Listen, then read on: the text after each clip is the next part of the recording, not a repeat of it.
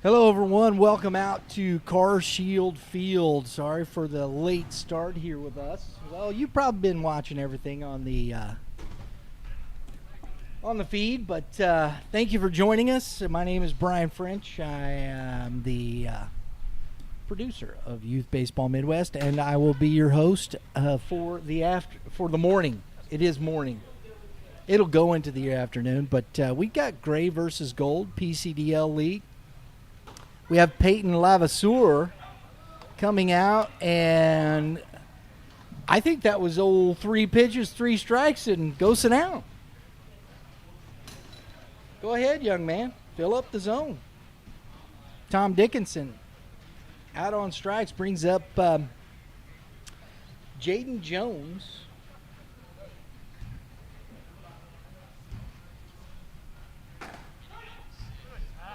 Takes strike 1. Former teammate of yours there, huh? Got Lane Harris back here, and a ground ball through the middle, or through the hole at short. Jaden Jones on with the single.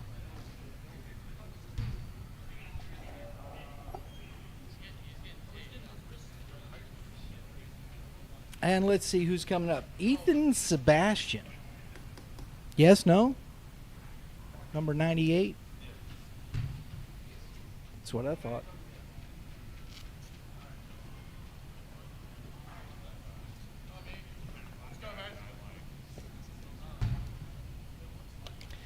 It's a very fluid morning here, folks.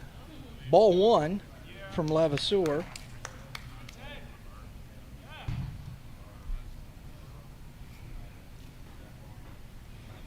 I think we still got guys out in the cages working on some swings, and they'll just kind of fill in the old lineup as we go along. Jump in where you can. Fill a spot, grab a bat, let's go. And that is up in the old tower region. Buzzing the tower early today.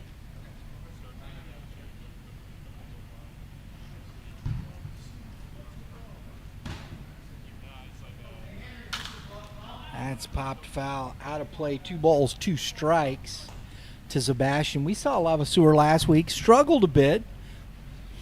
A little more in the strike zone so far here early in this ball game. Had trouble with his locating in his last performance here in the league.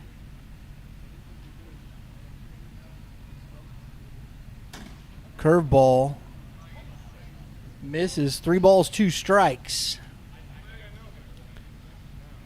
Sebastian putting together a pretty good at bat here. Jaden Jones at first, and that is by the catcher on a wild pitch, but that's ball 4. So a single and a walk is 1 out, and we got 2 on, and brings up Marcus Graham, the Australian, playing over at Missouri Baptist.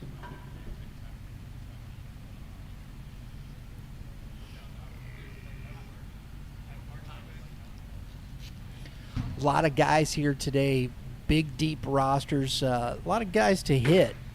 So I think the premium on at-bats, you might get 2 at-bats today, and that's ball 1 to Graham.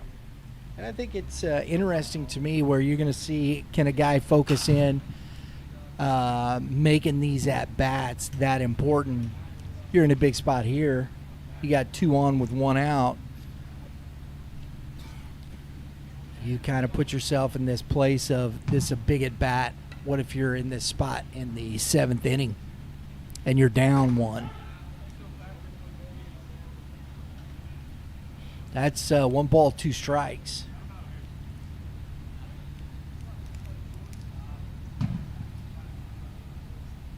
Same with the pitcher on the other side, and he does. He makes a great pitch.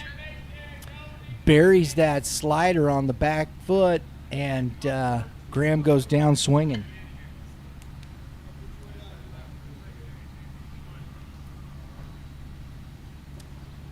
So now we get Mr. Kufa.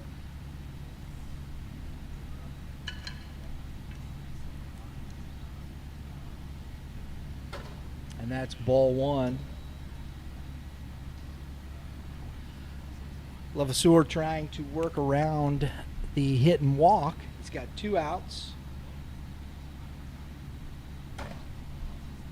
And he's 2-0.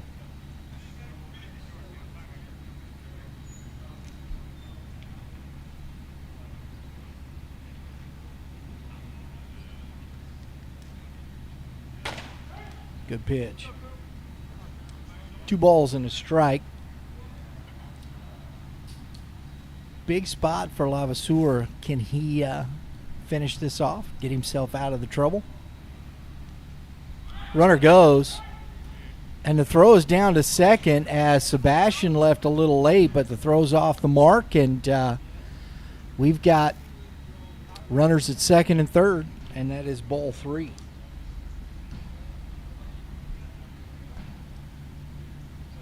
Brody Signorelli is on deck. And that is up. I thought that was ball 4. Was I wrong, Drew? Yeah, that's what I thought it was. Unless he called one a strike and we missed it.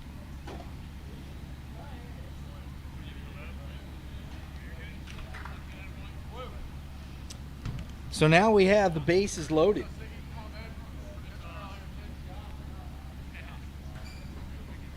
This young man, Signorelli, he is very familiar with spots like this throughout his high school career, playing at Fort Zumwalt West. Been in these types of situations on numerous occasions, in big spots, in big games.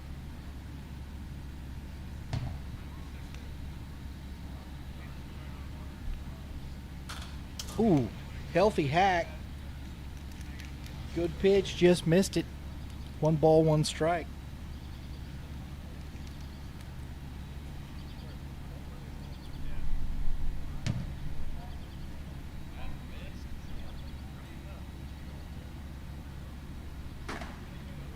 Another big swing and a miss. 1 ball, 2 strikes to Signorelli. Levasseur trying to work his way out of this.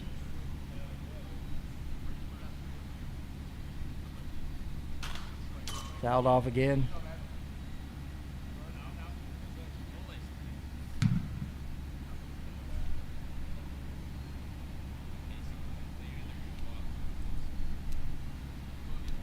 Two balls, 1 ball, 2 strikes. I knew that. I was just testing you, Drew. And that is up. Now it's 2-2. My staff down here working with me, as always, bringing you the pictures, the graphics. Lauren and Drew Klutz. Yes.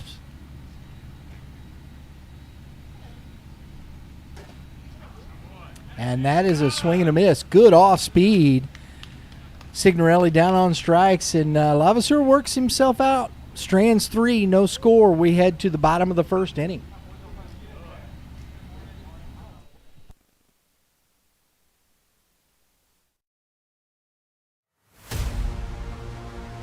It's gonna be a good one. It's gonna be a good one.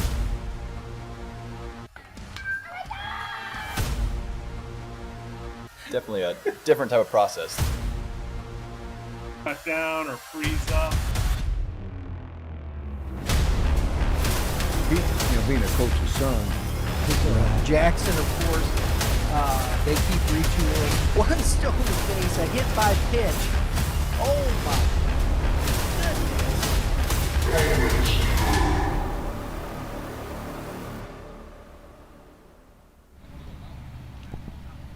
All right, folks, we're back out here at CarShield Field for today's Premier Collegiate Development League game between the Gold and Gray. Team Perk, Team Huss. Got Luke Wright on the mound here today for the Gray squad. We've seen, I think this is the 3rd time we've seen Mr. Wright. Lindenwood was very good the last couple weeks we've seen him. From the left side, good fastball. Where's he been sitting, man?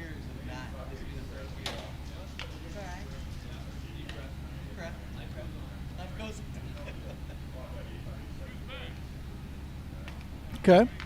So mid to upper 80s with a great arm side run.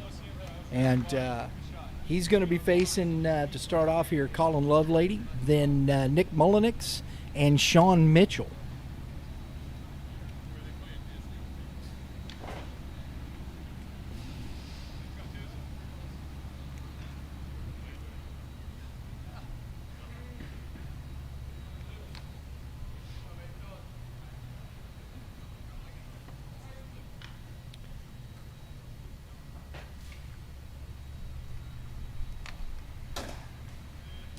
That is ball one to Lovelady.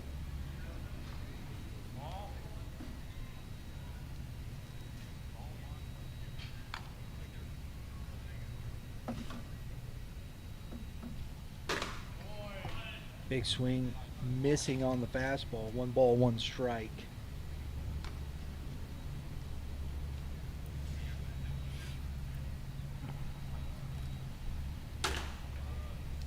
Upstairs with the curveball. 2-1.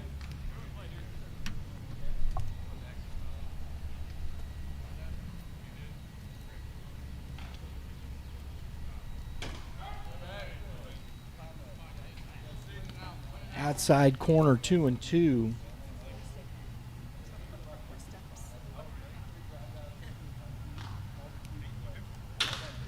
And that ball is going to drop in for a leadoff single for Lovelady with 2 strikes. Good piece of hitting.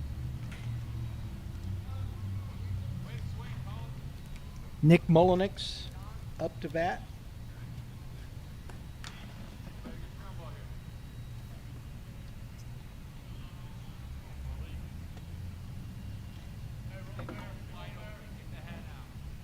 So who's watching the home run derby tonight, huh? Yeah, if you're watching the game today, we appreciate you tuning in, whatnot. Throw us a comment in there. Who do you think is going to win the home run derby this fine evening? MLB All-Star break happening. Got the All-Star game tomorrow night.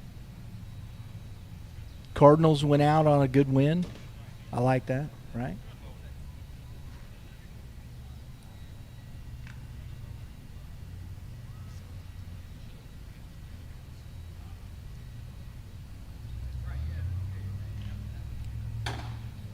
Misses out. 3 balls, no strikes to Mullenix.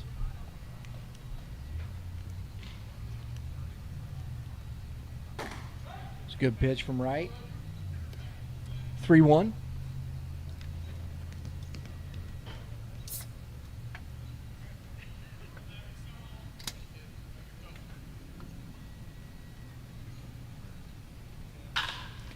And off the fist and able to muscle it into shallow center field. The throw gets past the second baseman, but nobody advances as the catcher, Marcus Graham, right there to take care of it. So a couple of soft singles. 2 on and nobody out brings up Sean Mitchell.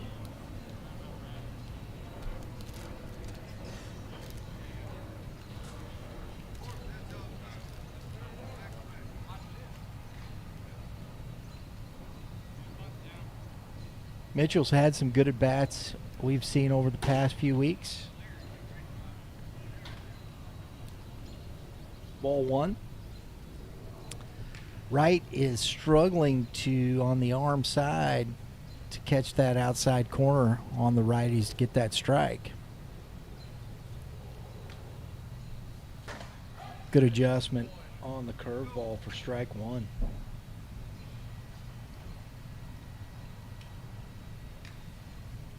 That's a heck of a good pitch when you're struggling a bit there.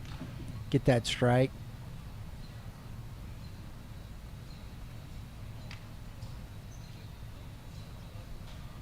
Comes back inside, misses. 2 balls and a strike.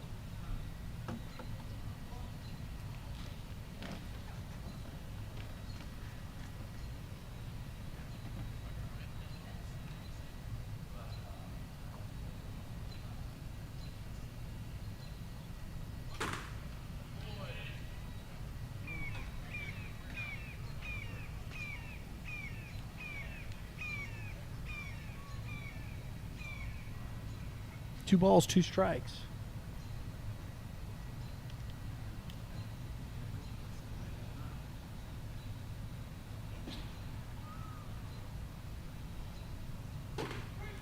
Good pitch. Gets that's right, gives him a big grin. I love that. And sits him down. That's a heck of a good pitch from right. What did he throw there? That's what I thought. Gets him looking right at the knees for out number 1. He hadn't pulled that out too much here, folks. He did right there, and got Mitchell looking. Going Linder at the plate.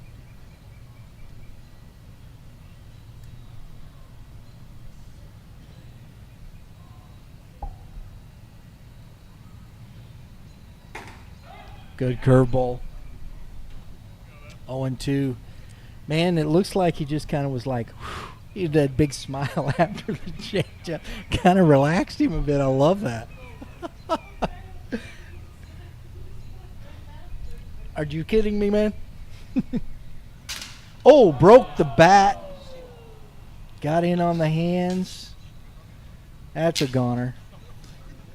It's good for some kindling.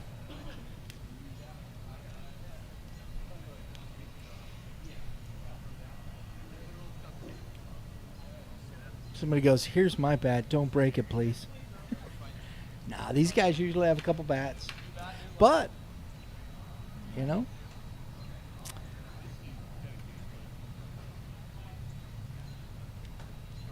Wright trying to strand these runners. It's 1 out. Linder's 0-2.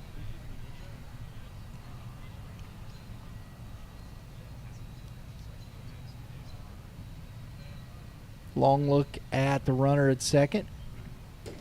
Misses low. 1 ball, 2 strikes.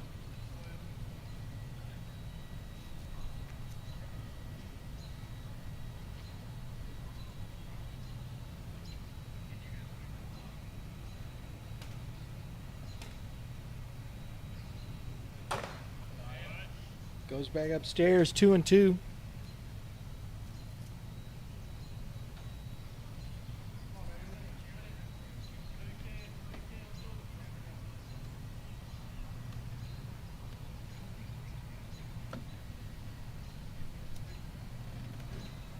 Ooh,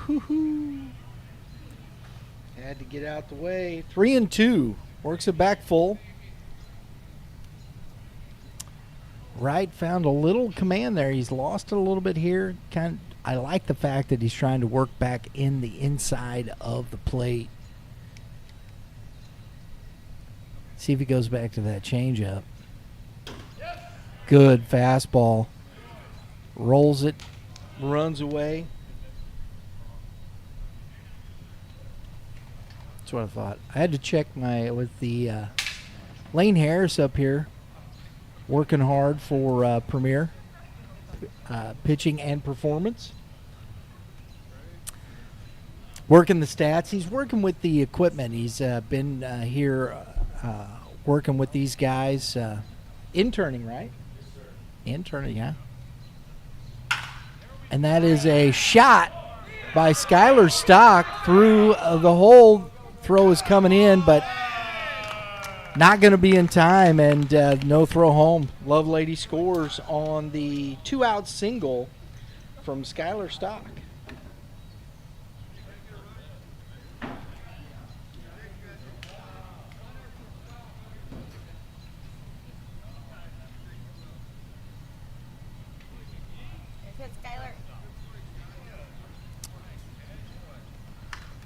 Stock must be heading behind the plate because he is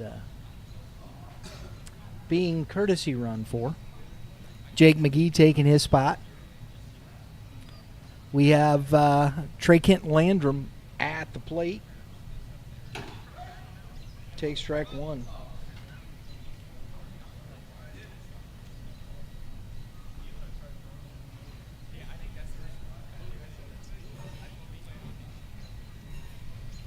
1-0 Gold. Grounded foul. Couldn't keep that curveball fair. It's 0-2. So Stock comes through with a 2-out RBI single to give the Gold squad the lead.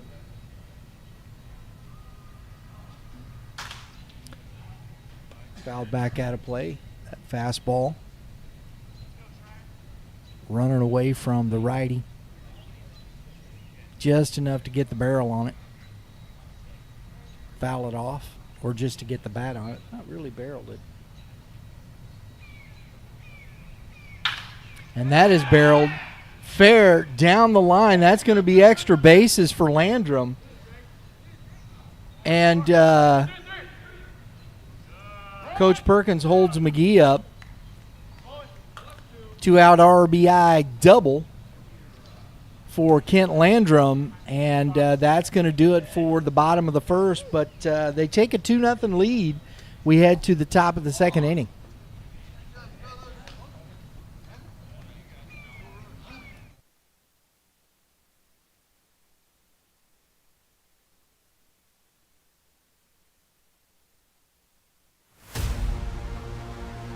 We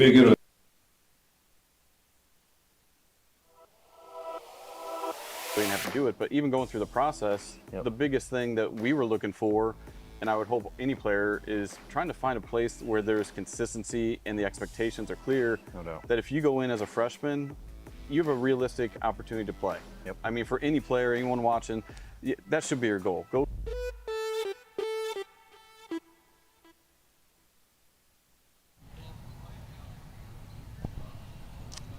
Folks, catch the Keep Climbing podcast every Monday, 3 p.m. Central Standard Time. We're having a good time getting that. Did another one today. Recorded it out here at the PCDL. Good stuff. Last week, I think we had Sissel still on, right?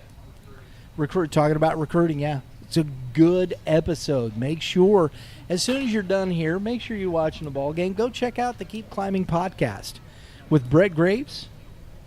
And catch up on some great information right here on Youth Baseball Midwest, the most comprehensive youth sports talk in the Midwest.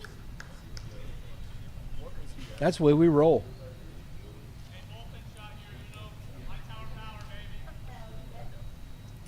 Number 1, I believe that is Strain.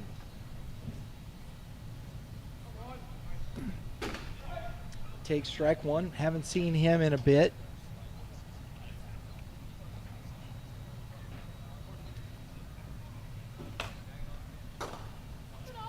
That's 1 ball, 1 strike to Holden Strain.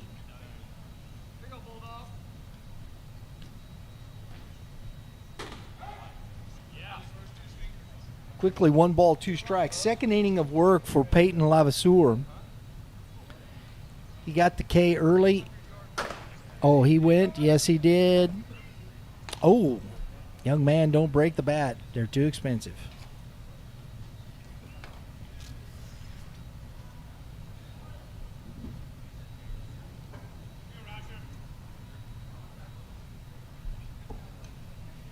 All right. Sean Rauscher at the plate.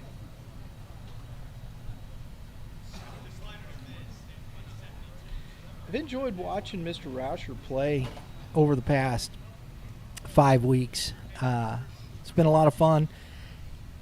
Athletic, gets to baseballs, swings the bat well. Fun to watch. Defensively has been very good. Playing kind of all over the place. Infield, middle infield, outfield. Stays upstairs. 2 balls and 1 strike to Sean Rauscher. On deck, we have Andrew Kovalek, who's going to come to plate. That was 3-1, yeah.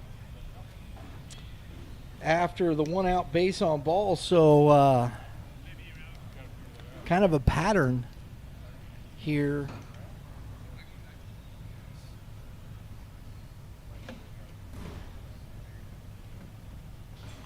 from the first inning. Runner goes. Oh! That one caught Stock. Shaking that off.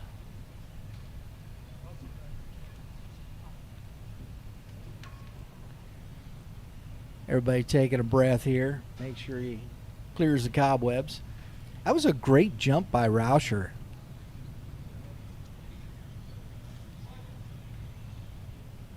He had that base stolen. Yep. You knew that was coming. Throw over. I'm not going to give you that big a jump this time. Kovalak. No balls, 1 strike.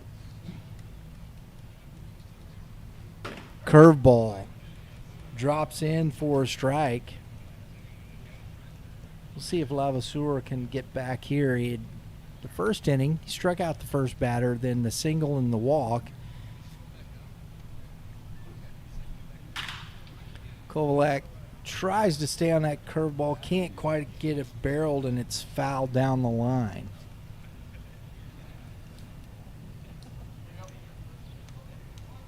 Bryce Byers on deck. Young man hit a big-time bomb last Tuesday out of here. Enjoyed the conversation after. Throw is not in time. Rauscher safe. Great jump again. Stolen base. Speed kills.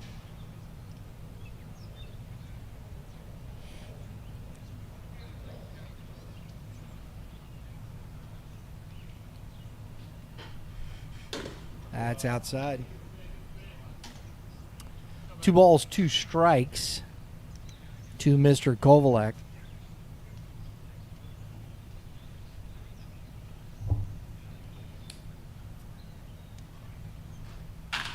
Grounded. Big shot. Oh, heck of a play by Nick Mullinax. Getting it done with the glove. On the short hop. Throws a strike. And Kovalak's down. 2 outs. Rauscher, good job advancing on the play to third base. Heck of glove work by Nick Mullinax. Go ahead and show it off. Might as well.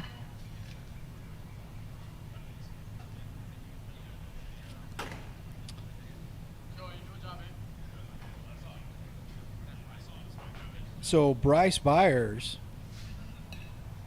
at the plate can tie this game in a hurry. And he's ahead 2-0.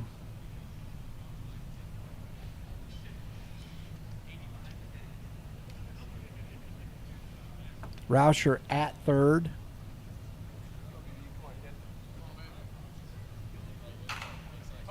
Big swing. Oh, and that hit him. Oh.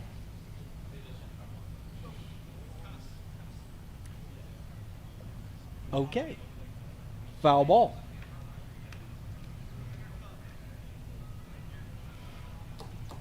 Either way, it don't matter. We're gonna swing it. I thought it hit him. I did. You guys had any better angle down there? Jumped over it. Okay.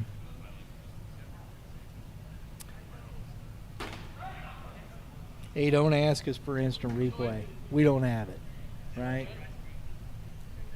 2 balls, 2 strikes.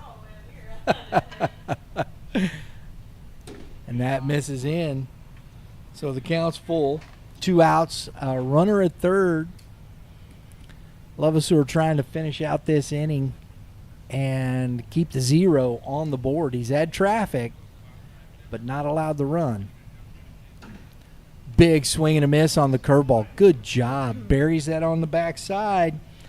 Strands another runner. We head to the bottom of the second inning.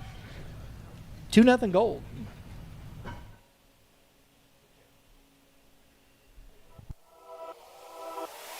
Gusto guy that was pitching the other day. Did you hear that story about him?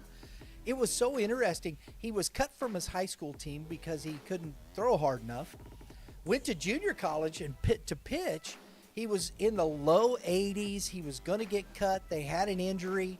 They brought him in. He stayed. He worked to 2 years. By the end of his 2 years, he grew like 5 inches and is throwing 95. I understand that sometimes those are outliers. I get that. And I understand that.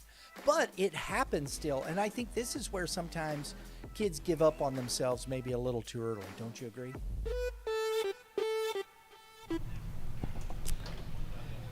All right, folks, as we start heading towards the off season, we're getting our podcast back on, right? I had a good conversation with Mr. Kevin Mulder of Prep Baseball. He is the scouting director for Prep Baseball here in Missouri. Talked about the future games coming up. He got some selections. That team's going to be good. It's always exciting to see what some of these top players that are heading that way, how we're competing nationally. Although it's not really a competition, the main one. There are the junior future games there. That's a tournament. But also talked about the upcoming Missouri American Legion Baseball State Championships. They had their scout days as well. Hey, man, go check out Missouri American Legion Baseball.org if you're interested in playing some Legion ball still. Good stuff.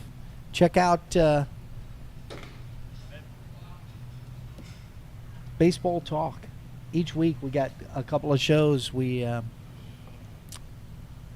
Kevin on this Wednesday. Go check that out. We'll be back with Mr. Mulder again this week. I believe we have a 3-2 count. 3-0? 3-1? 3-0? Been trying to keep up with it as I did the promo for Youth Baseball Midwest, the most comprehensive baseball talk in the Midwest.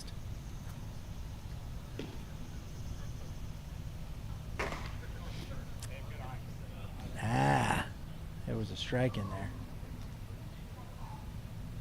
3-1. That's okay. We got it. We're there, man. And that is hammered but foul. Ooh. Man, that would have banged off the wall.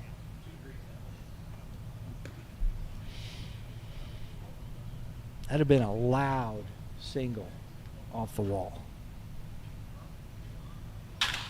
Grounded to the second baseman. Signorelli with it. Flips it to the first baseman for out number 1. Excuse me, that's Aiden Payton. Or, yes. At second base for the out.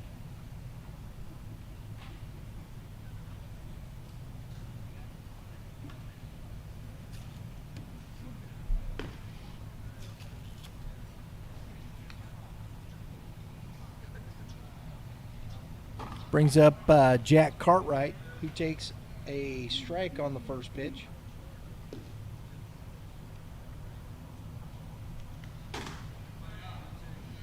That's 2. 2 quick strikes to Jack Cartwright, who's had himself a pretty good stretch. Popped out foul. Got the sun kind of breaking through. We've been pretty cloudy all morning. Humid, but pretty decent temperature. Sun breaking through the clouds a little bit here. Woohoo! Marcus Graham having to go get that one. 1 ball, 2 strikes to Cartwright. Great changeup again. Gets Cartwright swinging over the top. Out number 2.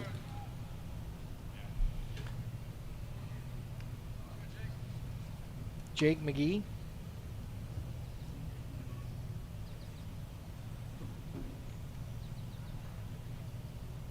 At the plate.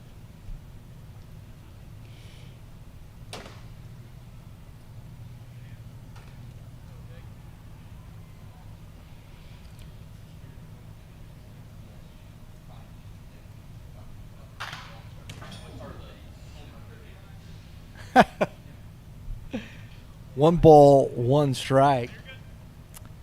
McGee here. We've missed him a couple weeks, haven't we? Yeah, I think so. I know he wasn't here last week. So I think he's working through some injury, from what I heard. So.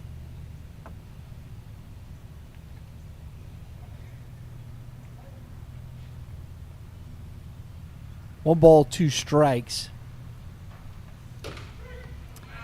At the knees, Luke Wright goes 1-2-3 with back-to-back Ks to finish off the second inning. We head to the top of the third, 2-0 Gold.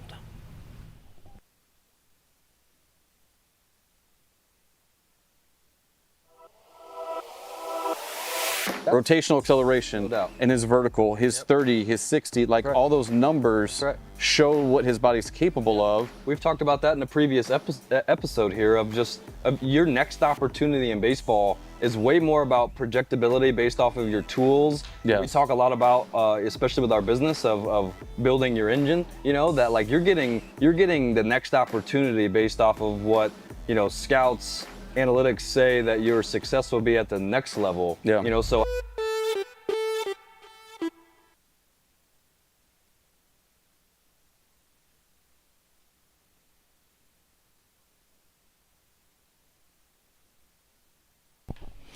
Zach Aleem on the mound here for the third and fourth innings to face the Gray Squad. Folks, check out the Keep Climbing podcast today, 3 p.m. Had a little preview of that. We shot you a little preview in between innings. Darren Sissel, Brett Graves talking about signability, and I think that's a good topic, and not just a matter of, we're not talking about just pro baseball. We're talking about the collegiate level, signing your letter of intent. What makes that important? Where do you fit? How do you fit? What's the team like? I think they're finding the right fit for a ball player, philosophy wise, coach wise. It's a big topic. Sissel and Graves tackle it. Make sure you watch it today after the game here, 3 p.m. Central Standard Time. Keep Climbing podcast with Brett Graves on Youth Baseball Midwest, the most comprehensive youth baseball talk in the Midwest. Thank you for joining us today. Caraballo coming to the plate.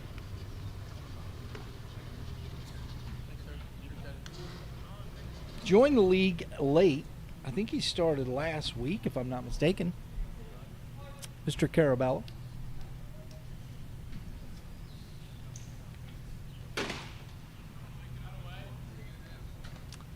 Yeah. Nate Caraballo takes ball 1 here in the top of the third. 2-0. On deck is Mr. Colton Nichols.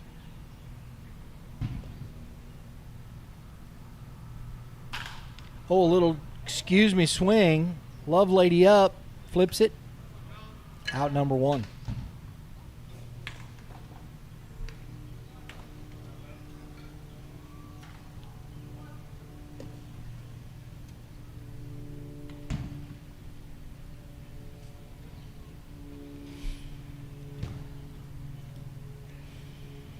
That was one of those, I swung.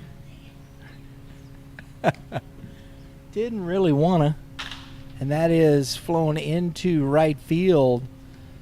Baseball economics right there at work, folks. 1 pitch, 1 out. Doesn't get much better than that. They always talk about the immaculate inning. 3 pitches. No, 9 pitches, 3 outs because of strike. I don't think that's immaculate at all. What's better than 3 pitches and 3 outs? My humble opinion. I mean, strikeouts are nice, But I'm just saying. Economics, you want to keep that pitch count down. Joey Linneman at the plate. And it's going to drop in and kicks away from James Dolly as Linneman, 2-out double, just fought that off and got it into, and that English on that, man, it kicked off the turf. Tough play for Dolly.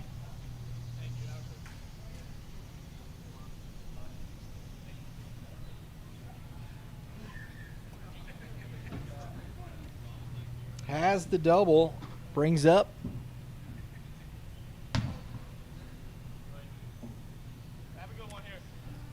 Aiden Payton. Takes strike one.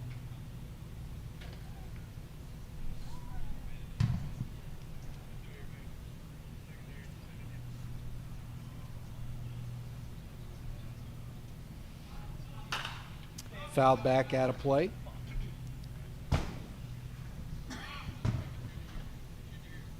No balls, 2 strikes.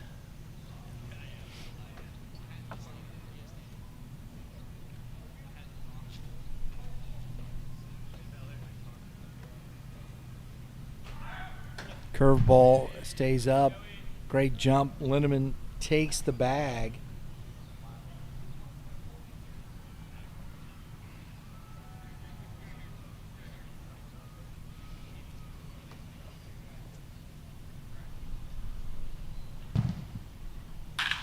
And that's lined into the gap and getting down and is going to be cut off. Peyton on his way into second for a 2-out RBI double. Good piece of hitting right there. He had 2 strikes. Halim gave him a little bit too much of the plate. Makes him pay.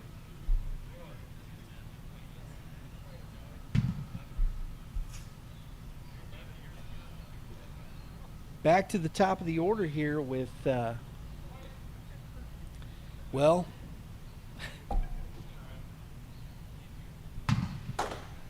that's Henry Kufa. And that just messes up the book here. Just leave him where he was. Yeah.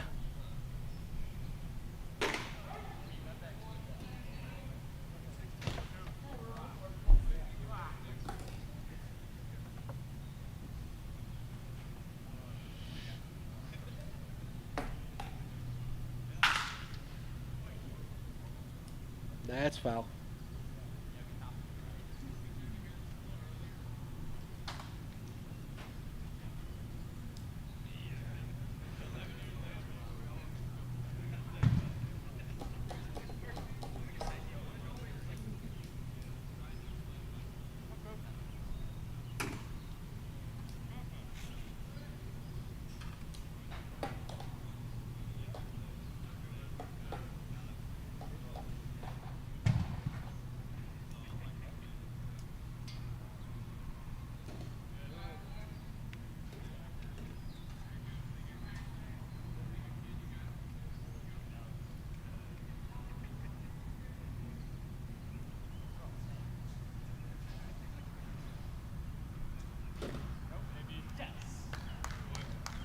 A 2-out walk brings up Dickinson.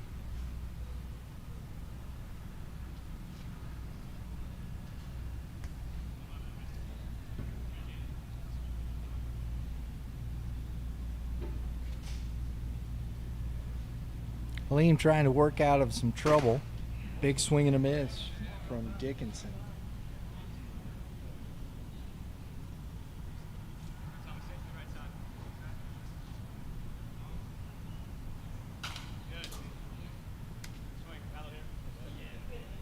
Oh, and 2.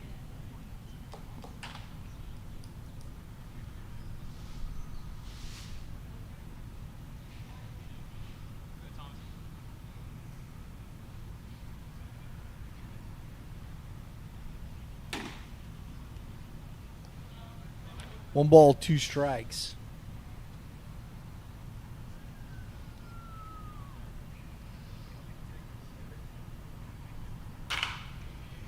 That's fouled back out of play. 1 ball, 2 strikes. We're going to see after Zach Halim here for this squad, Rusty Buckner and Tristan McMean. That will finish out the pitching rotation for the Gold Squad. Runner goes.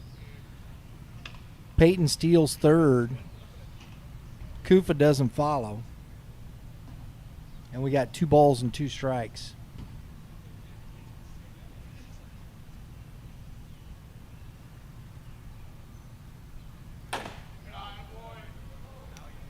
Three-two.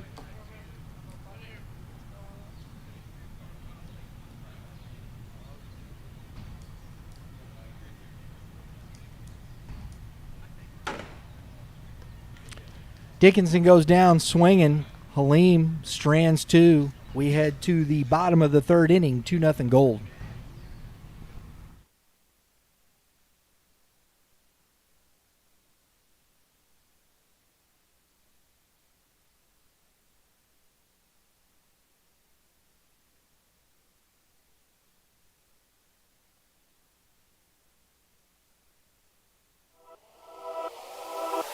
Just your thought process. You know, American Legion Baseball, it's 100 years. It's been part of baseball. I just would like to see it continue, and as a space and an opportunity for kids to continue to get better as a player. Your thoughts?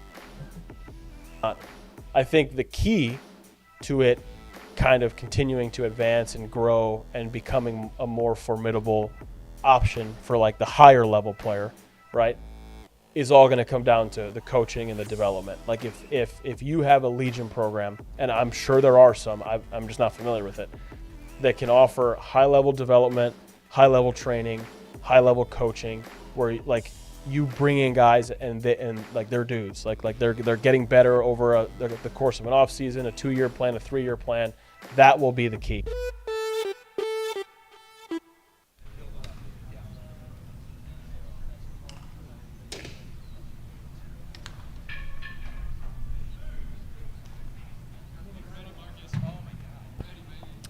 There it is, folks. I would like to thank Diego Solares for being part of the Baseball Talk podcast. Enjoy that conversation. Working to get some more love from the Illinois side. You know what I'm saying? Absolutely. We're going to have some fun. Looks like this week we should have, I got to reach out, but hope to have Chris Irwin, head coach from Father McGivney, on the show this week. So looking forward to that. Make sure you subscribe, hit the dinger, gets notifications for plenty of episodes just like this. We have Cooper Thornhill at the plate, followed by Anthony Gura. And that is grounded to the shortstop. Comes up, fires across. High, but nice job by Caraballo. Henry Kufa. It's David. David Barker. Henry Kufa, nice play. Little high and throw, but Caraballo takes care of it for out number 1.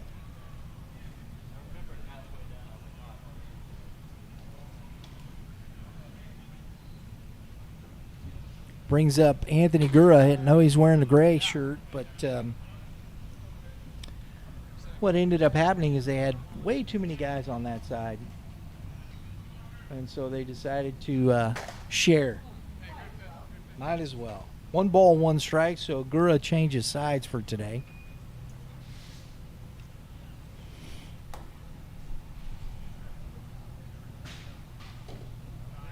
Boy, that knocked the glove off Mr. Graham's hand as he tries to backhand that out of the dirt. 2-1.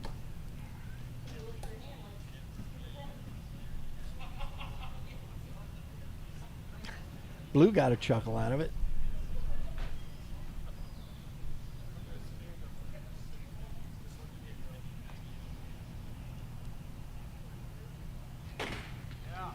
Swing and a miss. That's 2 strikes. 2 balls, 2 strikes.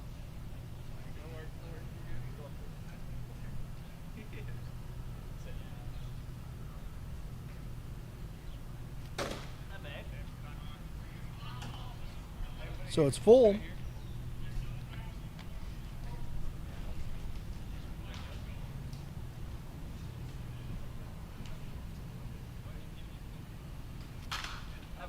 Good job by Gura to spoil that pitch. I believe what I've heard down through the grapevine is the Barker brothers headed to Swick.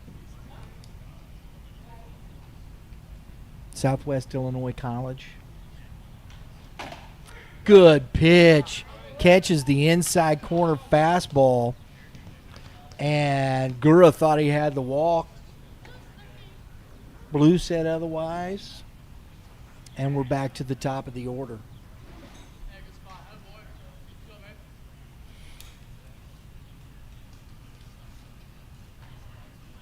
Colin Lovelady, who singled his first at bat and scored one of the first 2 runs of the game, or the first run of the game, actually.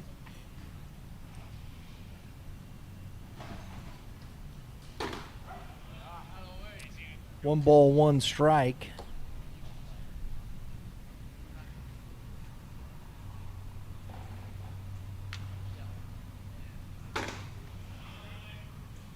Swings and misses, 1-2. Barker making to look quick work of this inning. Misses outside, 2-2.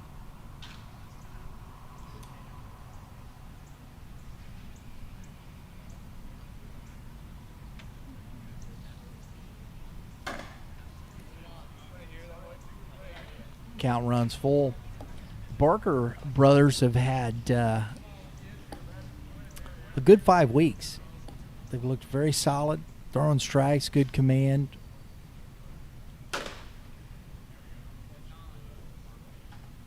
As he walks, Lovelady with the two-out walk. Still, it's true though. They haven't given up much. They have not given up much here. Lots of baseballs coming out to Blue. Nick Molinex providing a plethora of baseballs.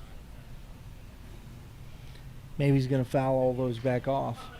Thought he'd help out Blue. Here you go. I'm gonna work a little bit up here. Thought I'd bring some baseballs with me. A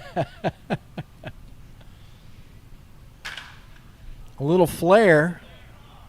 Caraballo to it, makes the catch. 1 pitch, 1 out. Barker works around the walk, strands 1. We're heading 2. The top of the 4th inning score 2-1. Gold.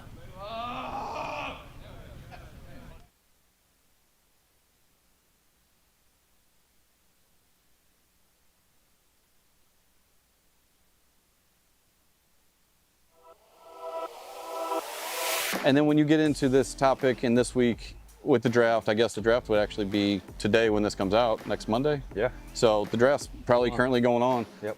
And there's a lot of people, and last year was exciting and tough all at the same time because there's so many variables that go into should you sign, should you go to college, what college should you go to? Yep. I mean, I think the life, when I met with some people this week, the thing that I tried to emphasize over and over is like, that lifestyle, the minor league lifestyle, it's not glamorous, it's not social, it's not fun. It's just a development program. Yeah.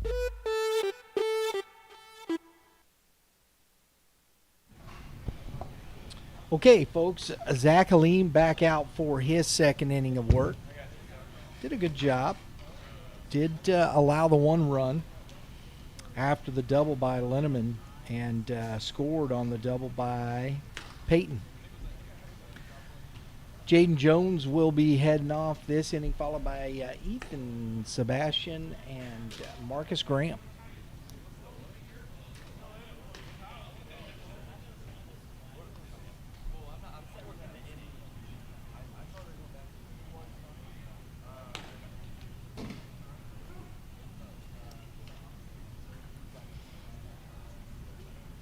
Sean Mitchell's at third base, Cooper Thornhill at first. You got Trey Kent Landrum at second, along with Colin Lovelady At shortstop, James Dolly looks to be in right field.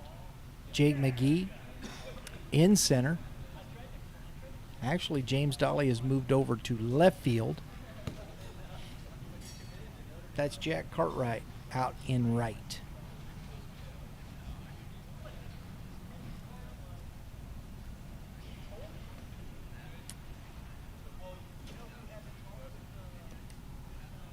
That's ball one to Jaden Jones. Jaden Jones had a pretty good few weeks. Hit one out. Swinging the bat pretty well. Grounds this one, though, to the third baseman. Mitchell up with it, and out number one.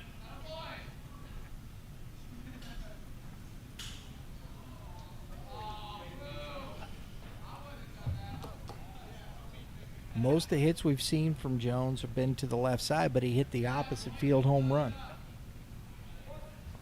Powered all sides. Ethan Sebastian at the plate.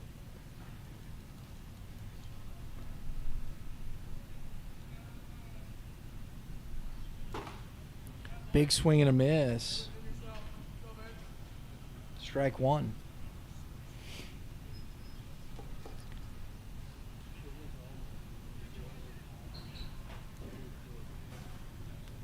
That's down low.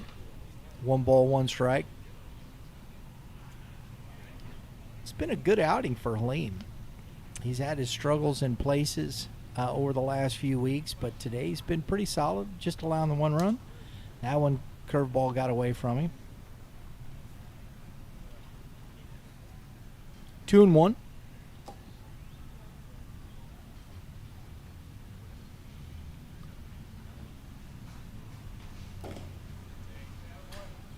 Three balls and a strike.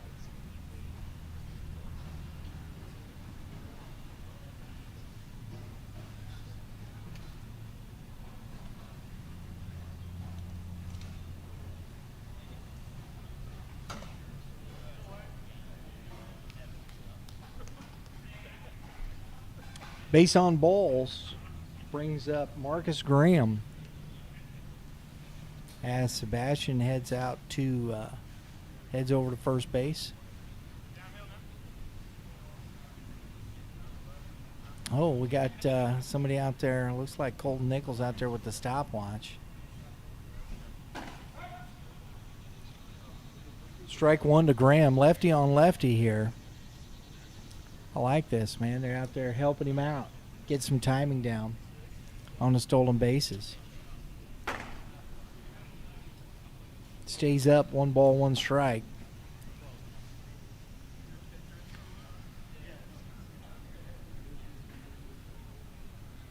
It's a short lead for Sebastian as that ball's in the dirt. 2 balls and a strike.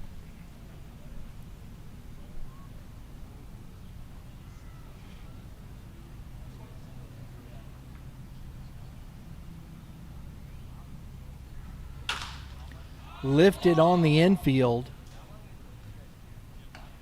Mitchell to it, makes the catch, and that's out number 2.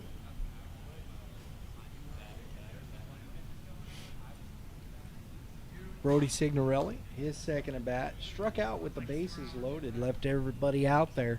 Uh-oh. Got a chance to do some work here.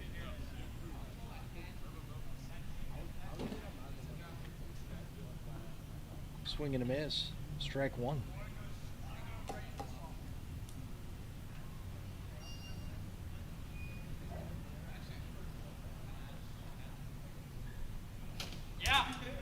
That's all the way to the backstop.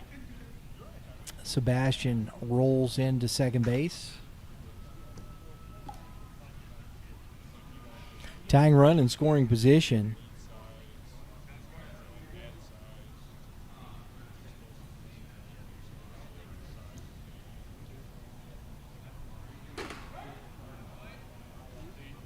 Catches a corner, 1 ball, 2 strikes.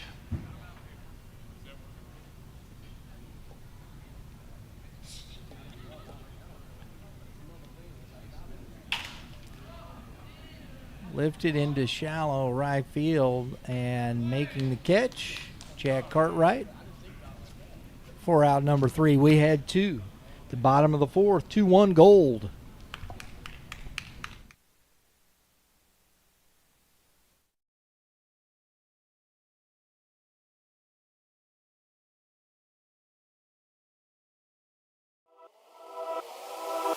For me, it's less of the at-bats. Obviously, you have to hit. Like the carrying tool for 99% of players is you have to hit. But like the defensive aspect of it too, like look at the guys in the big leagues or like that are playing in the SEC or the ACC or whatever, or the high-profile players, and where the guys that are shortstops and center fielders and catchers are from. Traditionally, it's your southern states, and it's not just because they're born in Texas or Georgia or California that just makes them automatically better. Like a kid that's born in one part of the country and this part of the country, when they may have better genes or whatever, but baseball wise, they all start here, right? Yeah.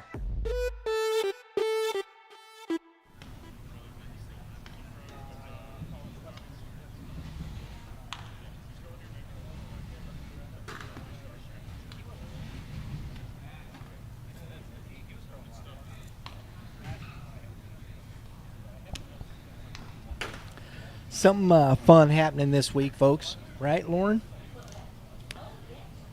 Meet and greet. Part of our summer bash. We're going to be out at Prime Sports Midwest, or Prime Sports in St. Peter's, Mexico Road. That's 7505. We're going to be heading over the Savannah Bananas meet and greet. I think we're going to get to do the interview, right? A party animal in there as well? Okay. Because they sold out Bush. And so we're going to get a chance, a little advanced meet and greet here with the Savannah Bananas. Prime Sports, 7505 Mexico Road. Come out and say hello. Strike one. Something tells me it's going to be awfully crowded. Strike one to Sean Mitchell leading off. Swing and a miss. 0-2. David Barker out for his second inning of work. Had the one walk, but other than that, pretty clean. Curveball's grounded foul. Hits the wall and bangs off the pitcher doing his work down there.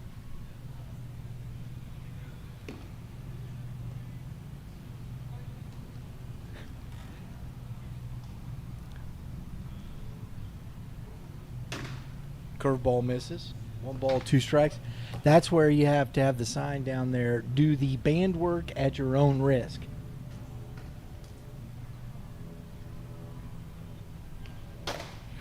Goes upstairs with the fastball. Strike 3. Cohen Linderer coming to the plate.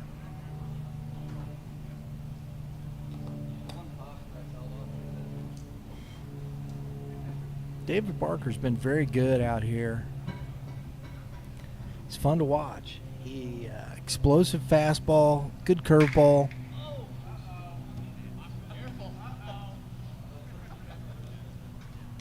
Told you. Oh, hey. He said, I don't have no more bat.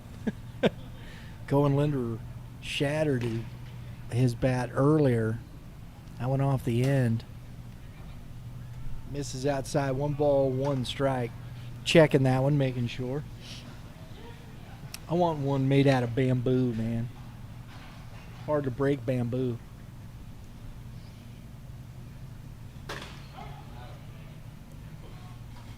Probably 1 ball, 2 strikes. I wonder what that, what it would be. Is it would be the hardest? I know they make, but then you got to think about weight. I know they make bats out of ash and maple. 2-2. I'll look that up sometime. I'm not quite sure if there's a wood that you can't use to make a bat, but that doesn't mean you should. And back-to-back Ks, goes upstairs again with that fastball, and Linder's down on strikes, swinging.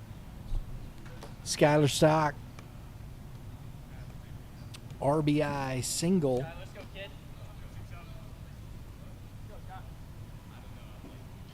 in the first was stranded at third base. Fouls this one back and out of play.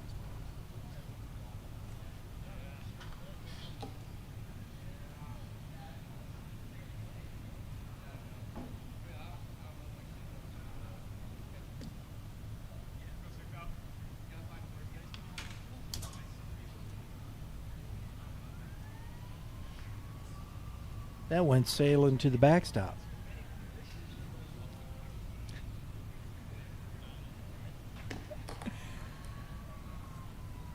Break into song here in the booth. 2 balls, 1 strike. Thanks.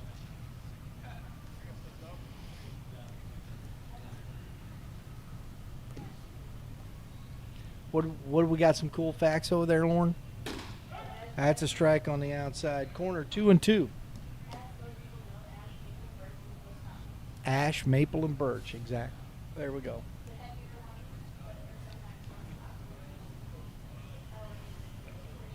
The hickory, yeah. As Skylar Stock goes down on strikes, that's striking out the side for Barker. 1, 2, 3. And we're heading to the top of the 5th. 2-1 Gold. We'll be right back with more information on the bats.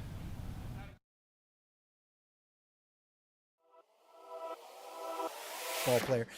And they've gathered all these kids back to make another run because you win the state, you had to, and this year, just an FYI, we're going to do this. We're looking forward to it. We're going to be live streaming the Mid-South Regional on Youth Baseball Midwest this year, Kevin. That is awesome. Tennessee, Oklahoma, Louisiana, Arkansas, Mississippi, Kansas, and Missouri. So I'm really looking forward to seeing all these kids come in from these different states.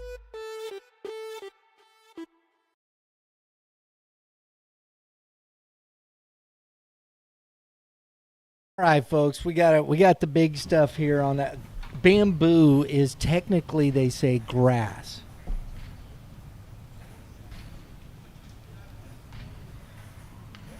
Man, that is some awfully thick, stiff, hard grass. You can't cut it.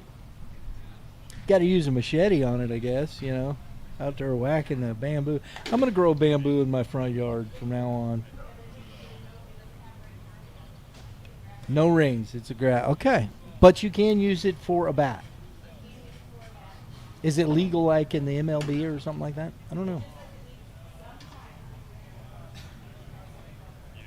Needs a BB core certification at some certain levels of play, which that makes sense.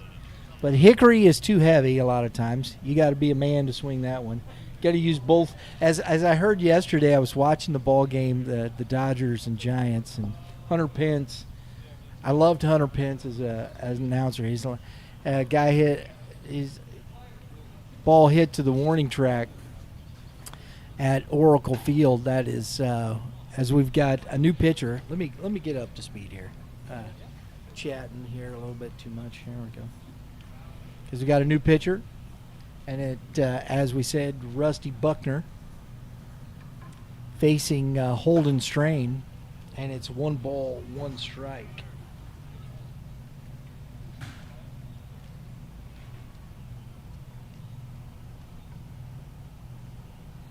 Got cut up in the bat conversation. 2-1. But he says, he caught it at the warning track. He says, man, you got to use both cheeks to get it out of this park. So if you're swinging hickory, you gotta be able to use both cheeks to swing that bad boy. Hickory is not, but there is the Hickory Bat Company, though. Yeah. Oh, shoot. Yeah, 2-2. Not a sponsor.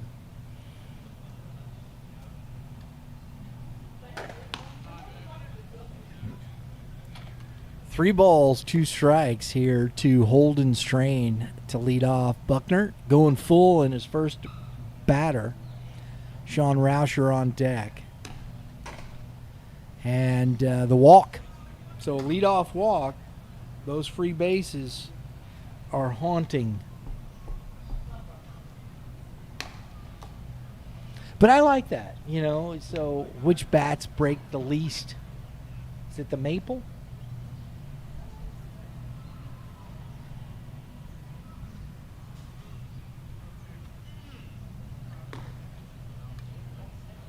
Should be a good podcast, right?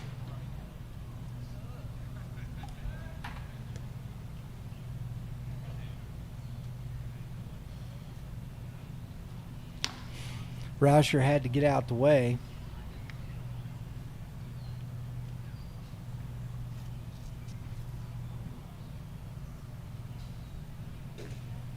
Misses low.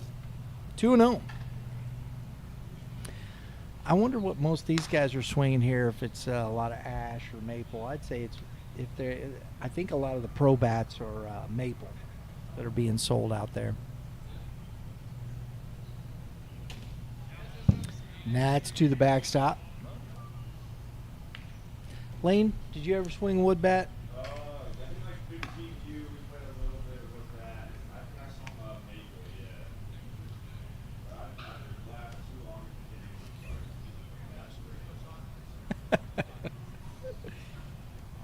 Just stayed on the hill, right? 3 balls, no strikes. Deshaun Rauscher. The wild pitch. Moves strained. And he goes. Good jump by Strain. Buckner really didn't give him a look, and it's a strike to Rauscher. 3-1.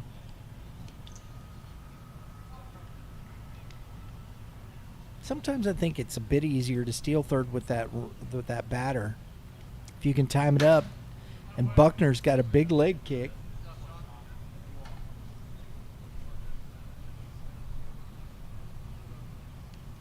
Back-to-back walks. Brings up Kovalek.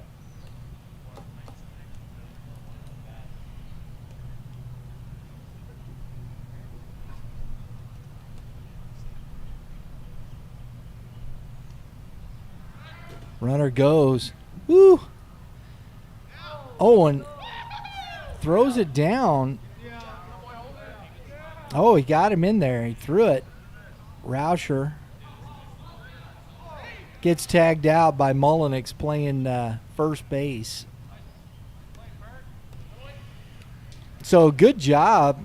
The Gray Squad steals a run on the fake steal play.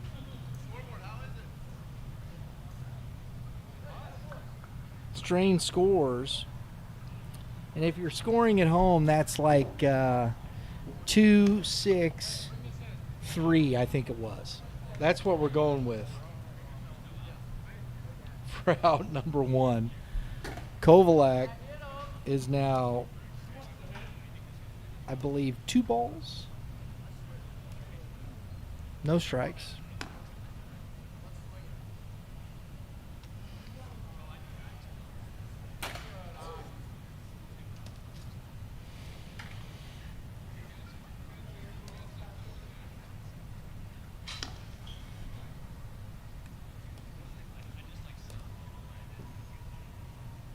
Buckner struggling in the strike zone here with his command.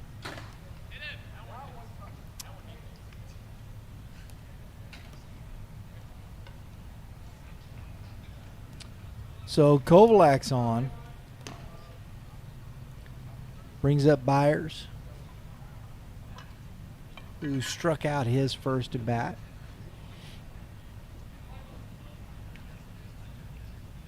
We have a 2-2 tie ball game here. And that's a strike on the outside corner.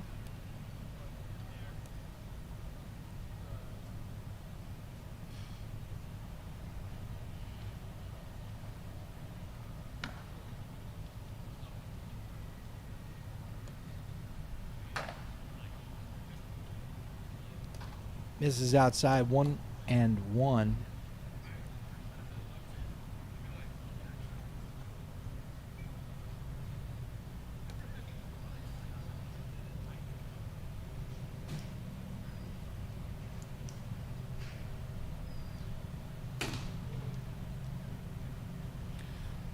2 balls and a strike. Buckner struggling in this half inning with his command. He's not being able to throw, especially at off speed, for a strike. Ground ball to the second baseman and the double play. So Gura makes the play and strands the runner, but not before they get one. We're heading to the bottom of the 5th inning, score tied 2-2.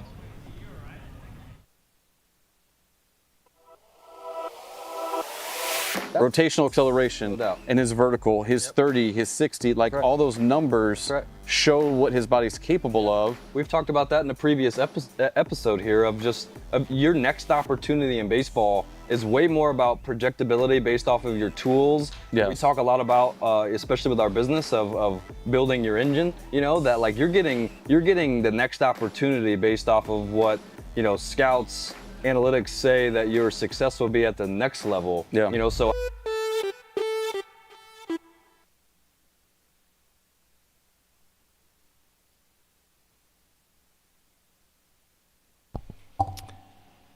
Make sure you check out today's podcast, folks, of the of Keep Climbing podcast, I should say, with Brett Graves.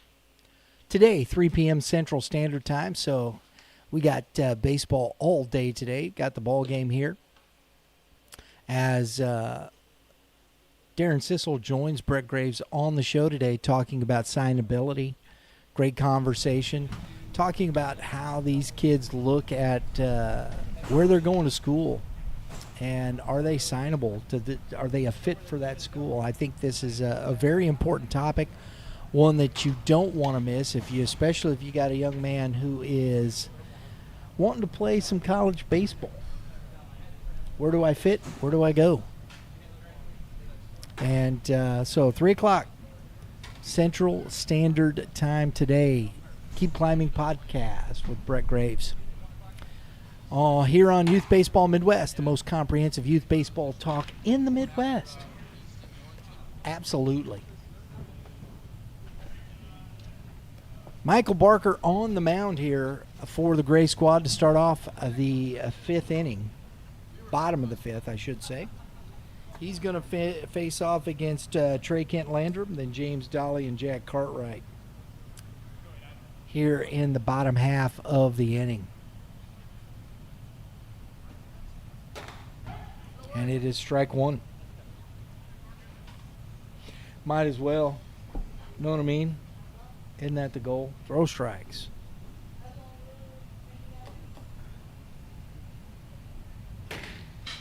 Misses outside. 1 ball, 1 strike. So what is the most important pitch?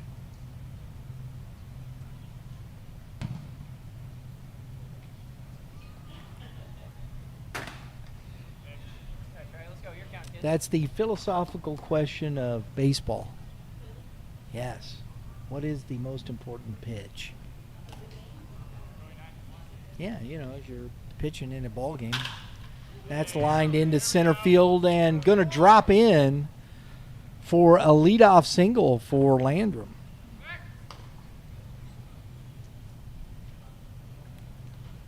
Brings up James Dolly.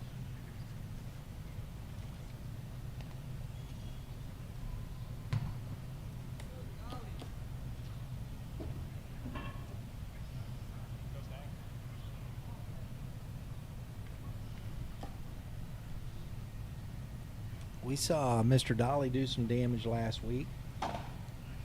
Big fly.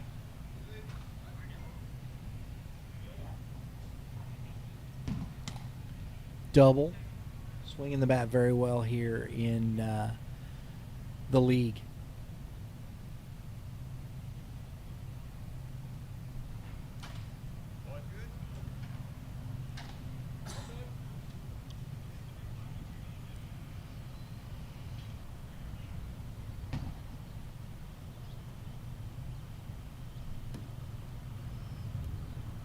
See if Landrum wants to take off. He's stolen quite a few bases. Long look. Had him leaning.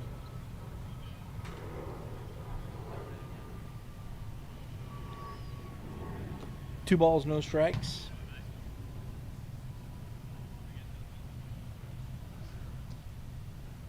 Three balls, no strikes. Thank you, Drew. Fouled off. Had the green light go on the 3-0. I like that. 3 balls and a strike. Might as well. We're not here to sing and dance, right?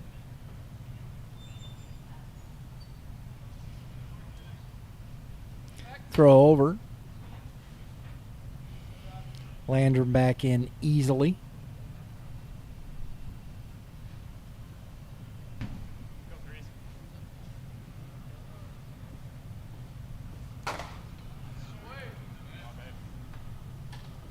Goes around. 3 balls, 2 strikes, full to Dolly.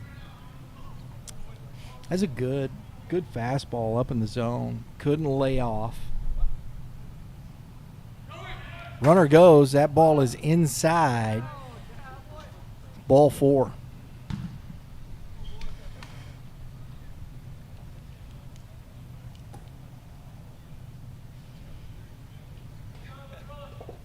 So Michael Barker in some trouble here.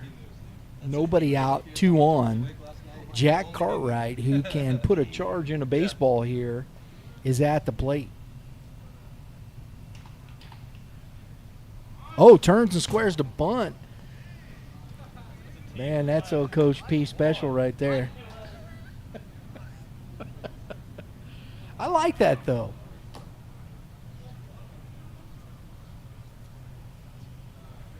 See if he can get the bunt down right there, right?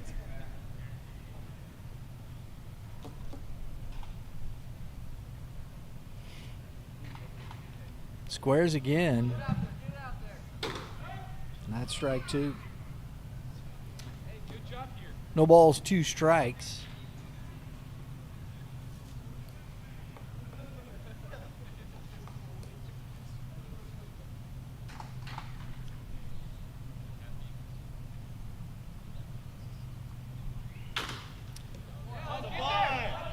Grounded off the field. Cartwright moves everybody up. That ball was bounced off the plate high up in the elements. Out number 1.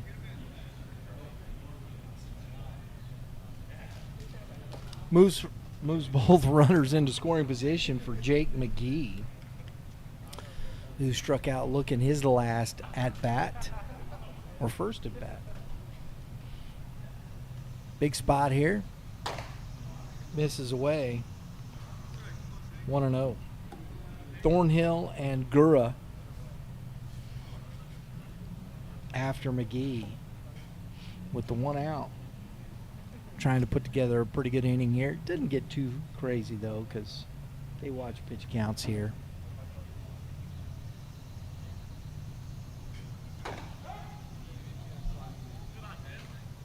One ball, 1 strike. I don't think we're ever going to see like a big 8, 9, 10 run inning here. Not going to happen. Guy have to throw 800 pitches.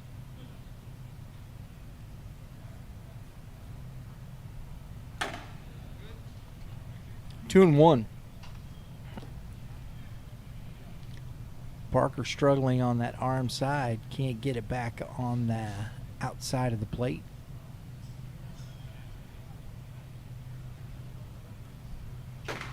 There's a good pitch. Fastball at the knees. Foul tipped into the glove by McGee. 2 balls and 2 strikes.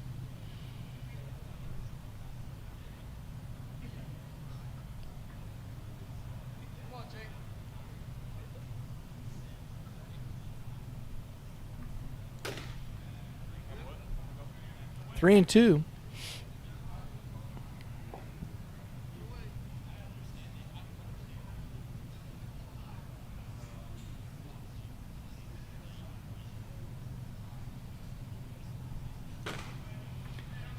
Goes upstairs. McGee down swinging.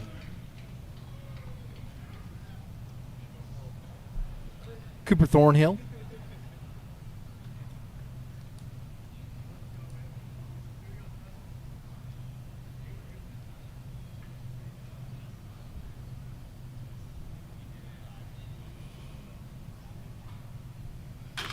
Grounded and foul.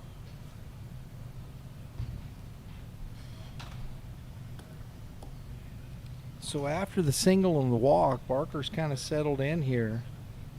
Got the ground out from Cartwright. Struck out McGee, and he's got 0-1 to Thornhill.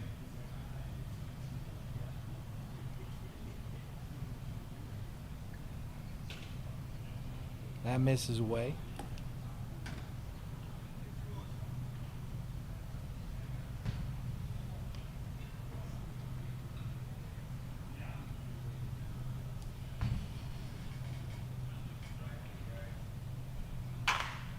Grounded softly to the second baseman.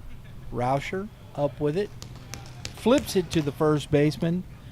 Barker strands the runners, and we head to the top of the sixth inning, score tied, 2-2.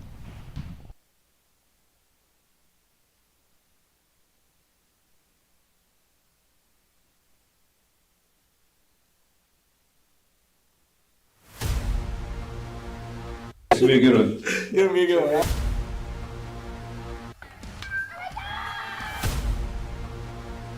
Definitely a different type of process.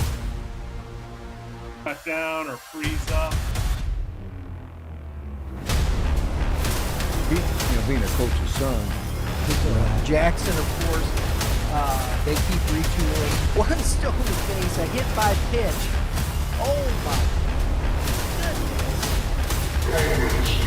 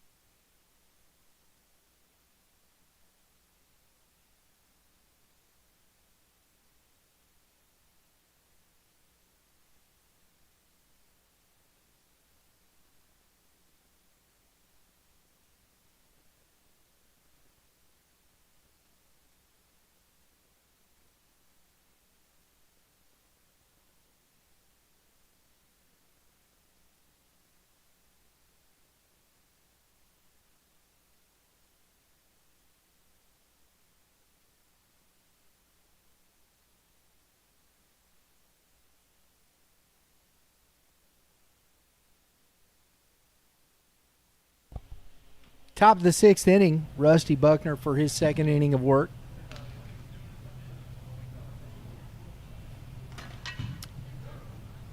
He struggled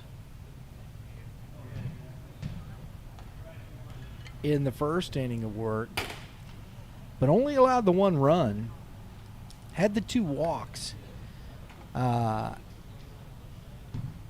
Actually, 3 walks, but was able to get the double play that got him out of it. So it didn't come back to bite him. That's good pitching. Nate Caraballo will be leading off here in the top of the sixth, followed by Colton Nichols and Joey Linneman.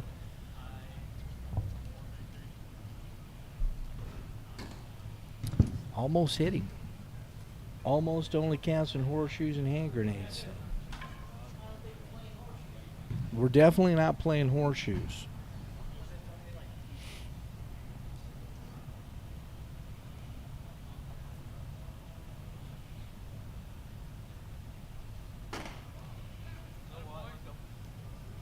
Caraballo with a excuse me swing, but strike one. 1-1.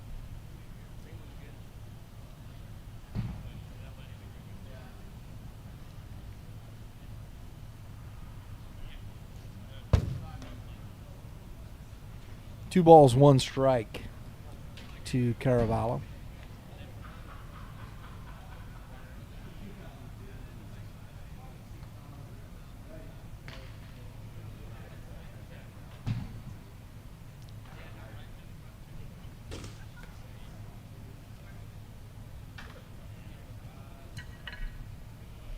Two.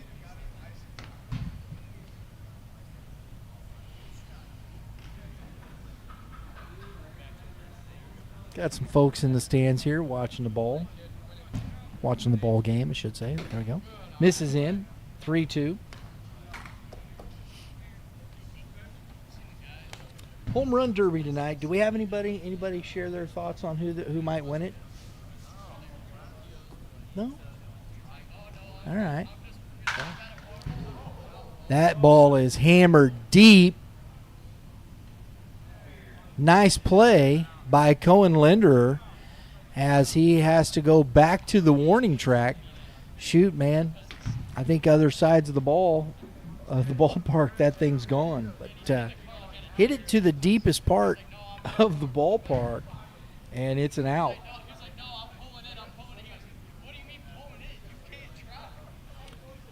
Yeah, Colton Nichols coming to the plate. Oh, shoot, that's right.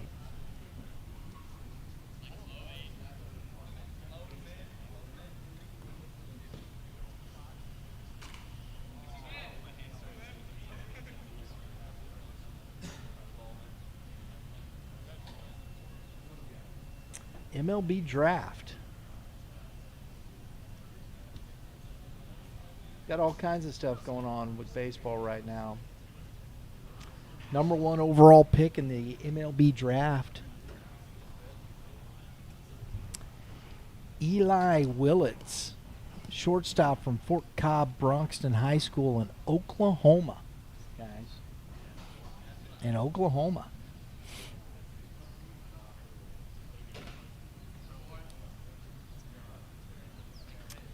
Nichols at the plate here.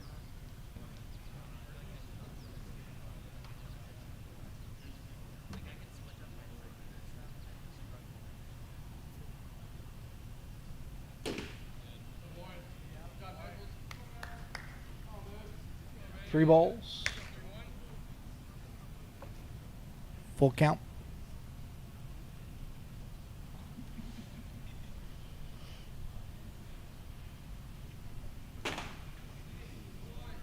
Swings on a, tried to hold up on the high fastball, couldn't, so Buckner coming back out here in the top of the 6th gets the first 2. Hey, let's go, Joe. Joey Linneman, who doubled. Go, Joe.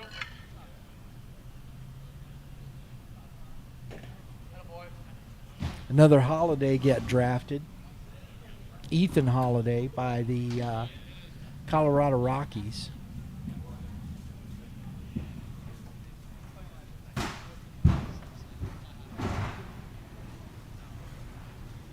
No, 4th pick overall. Yeah. Good boy, Joe. Good eye. Go, babe. Yep.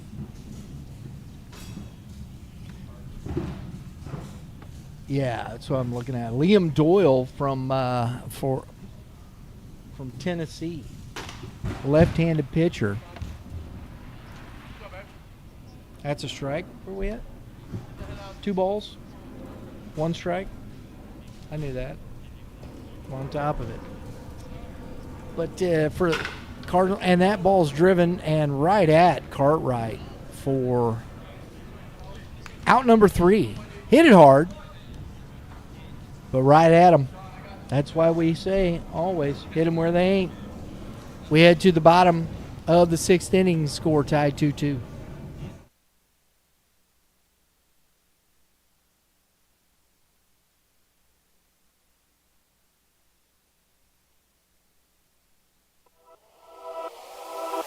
For me, it's less of the at-bats. Obviously, you have to hit. Like the carrying tool for 99% of players is you have to hit.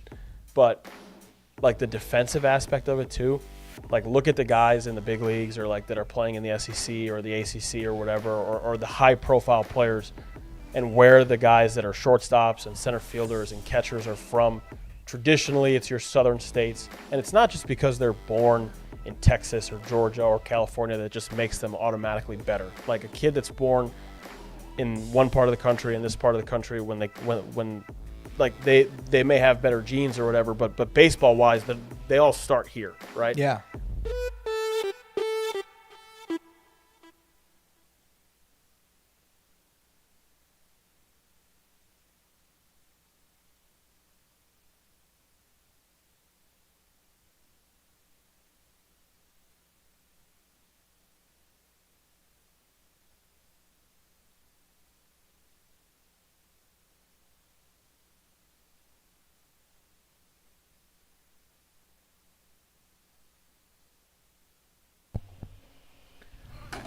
All you St. Louis Cardinal fans, with the 5th pick, the St. Louis Cardinals took Liam Doyle, left-handed pitcher, Tennessee. Doyle had a 42.6% strikeout rate.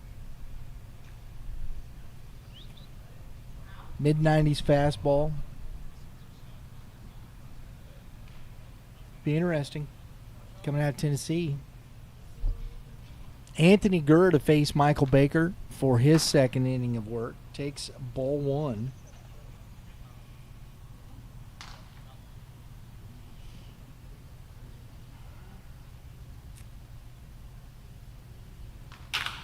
And that ball is, nice job. It's good to be tall and athletic because pitchers are athletes too, folks. And when you're tall and athletic, there you go. That's what you get right there.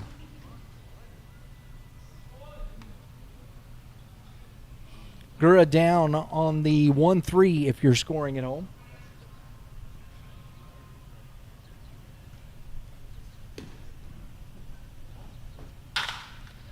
Hard hit ball again for Colin Lovelady. Second time on base, or third time on base. His second hit.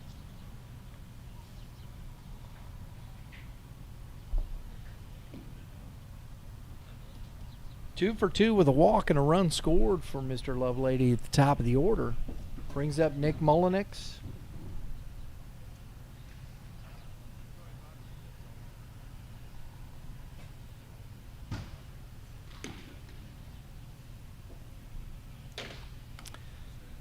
Barker misses outside for ball 1.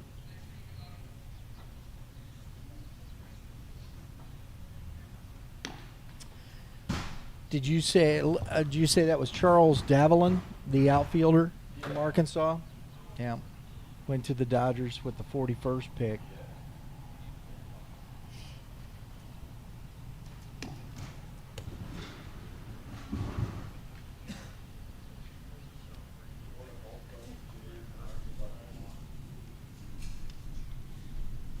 Now on to the Dodgers. That's fouled and not held on. So.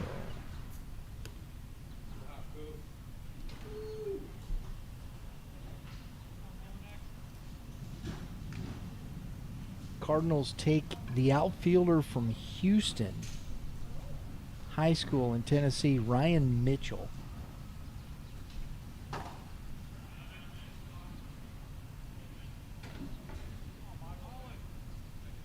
We got 2 balls and a strike. 3-1, sorry.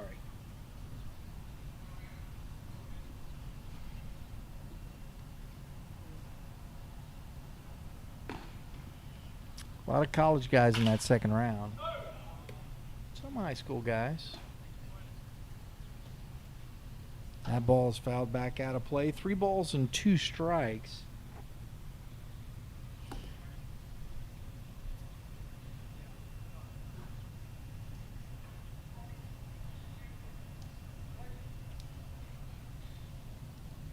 I like these competitive balance round B.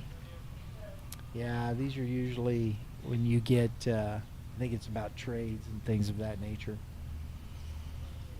Cardinals got one Tanner Franklin, pitcher out of Tennessee. So that's 2 pitchers from Tennessee drafted. Oh, and he picks him. Lovelady is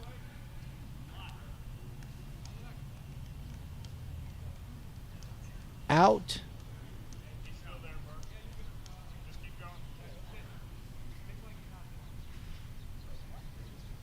They told him to stay there. That's what this is about. But that's a nice pick by Barker. Oh!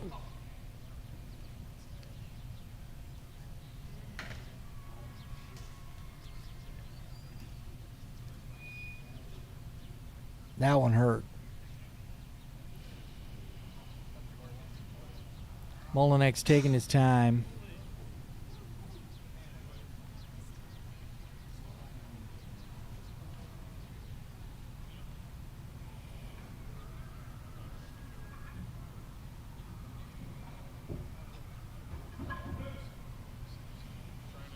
So Mullenix on by the hit by pitch. Brings up Sean Mitchell. Good off speed. Strike one. Swings right over the top, way out front.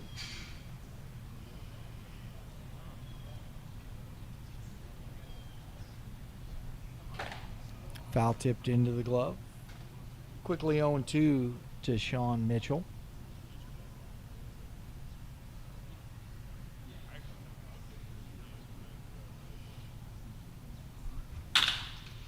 Lined over the head of the second baseman into right field for a single that moves the runner.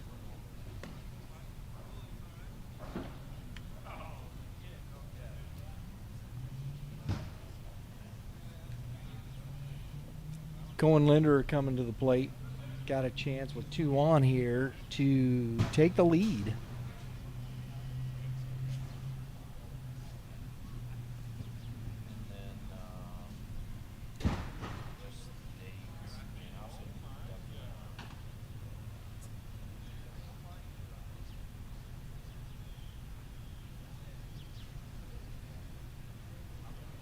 That's ball 1.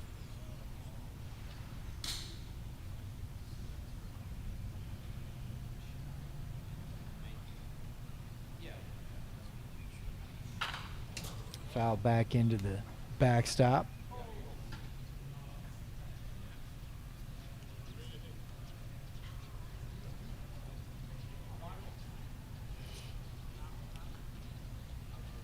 Draft is into the 6th round.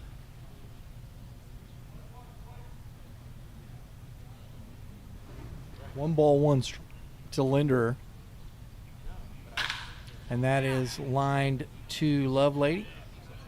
Excuse me. That is not Lovelady out there. That is Joey Linneman. I knew that. For out number 3. We head to the top of the 7th inning, score 2-2.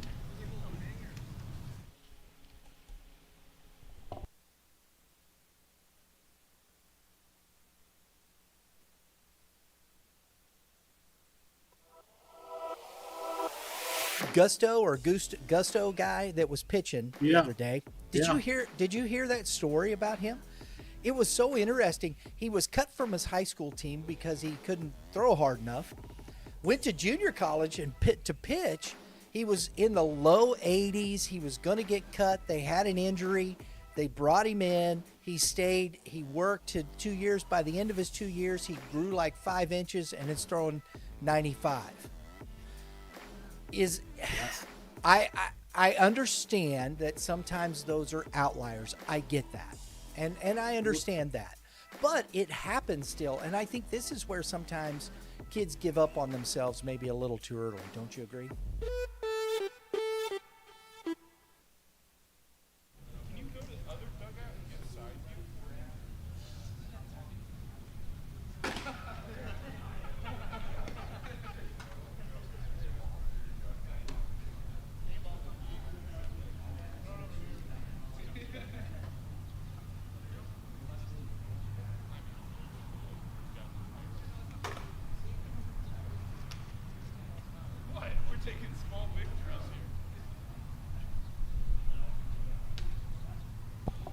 Tristan McMean coming out to the mound for the Gold Squad here in the top of the 7th inning. We'll see for the Gray Squad. We got a new guy. Ryan Carl will be out for the Gray Squad in the next half inning, and then we'll see Oliver Karchi as well. So got a couple more innings of baseball here for you folks, as we see Aiden Payton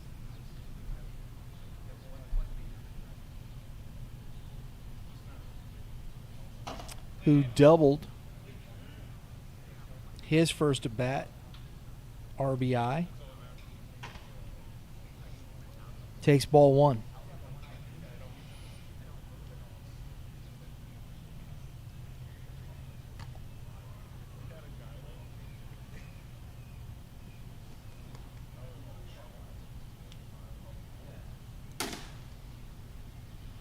2-0.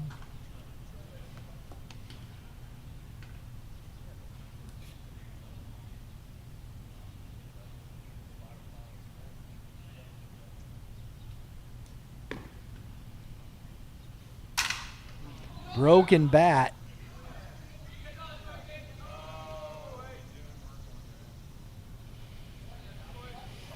Broken bat infield single. The communication was there, but I'm not quite sure why McMean stopped. Heading to first base.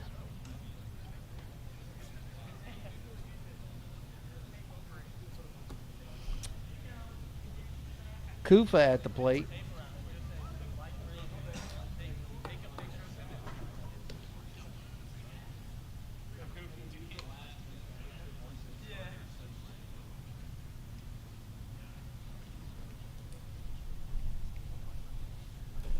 That's ball one.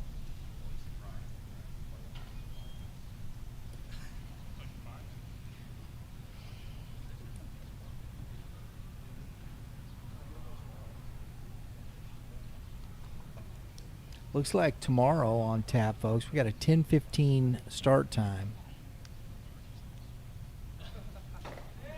And that's hit by pitch.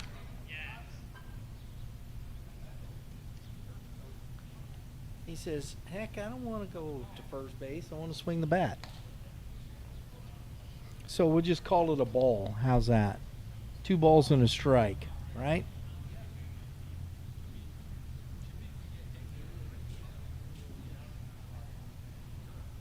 That's what I say. You ought to get to choose. If you get hit by a pitch, can I stay? I don't care. I don't want to go first base. I don't think anybody's really going to do that, though.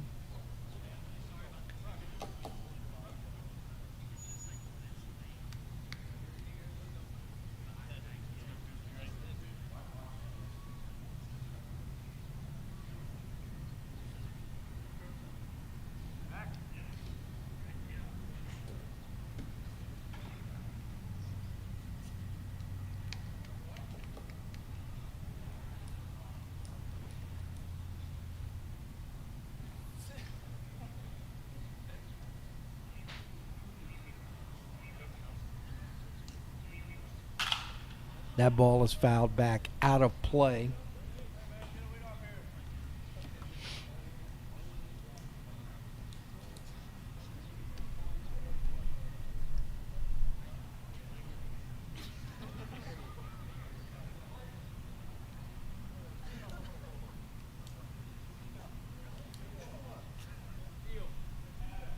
Throw over. Not a big lead.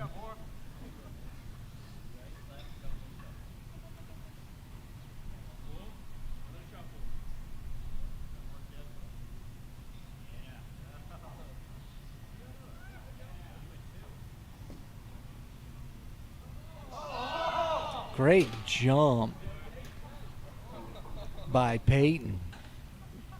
And he steals the bag. I mean, he left before and nobody hollered. I think I heard somebody say step off, but he didn't do it. And the runner's in scoring position. I think we had a 3-0, 3-1 count. Grounded to Gura at third. And an errant throw, that's into the seats. So Kufa heads to second base. And Peyton to third.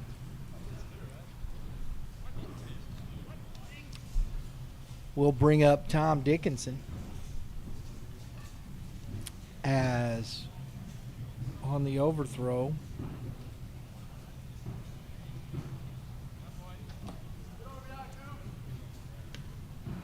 Peyton scores.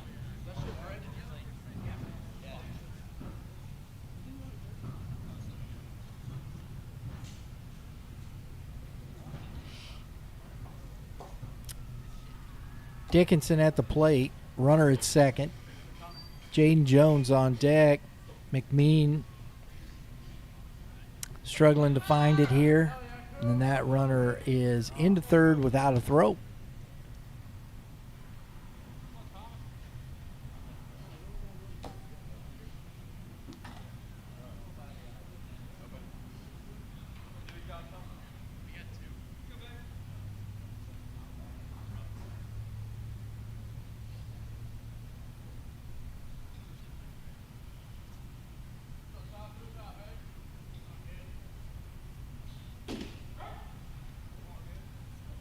1 ball, 1 strike.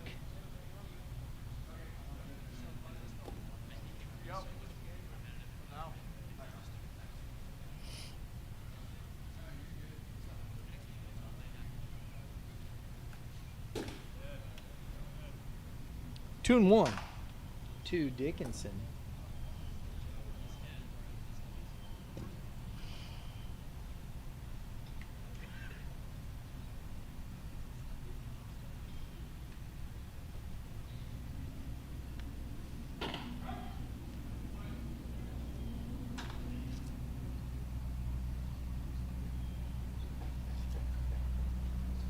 Cardinals also drafted in the 3rd round Jack Gurovich, first baseman out of San Diego University.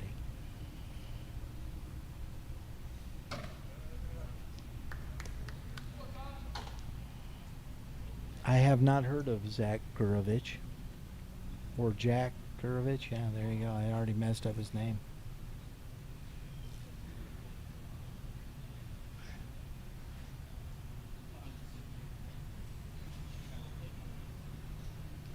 '89th overall pick, and that's ball 4. Kufa scores. Dickinson heads to first base.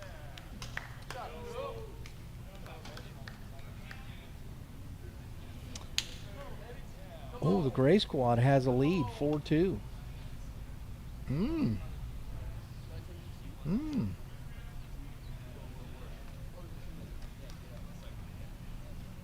Cardinals also drafted another pitcher, Cade Crossland, out of Oklahoma.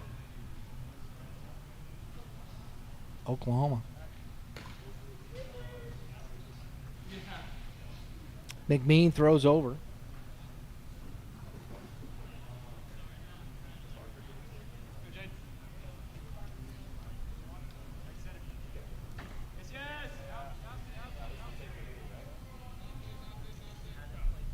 What's that? It's 4-2. They scored 2 in this one. It was tied. Yeah.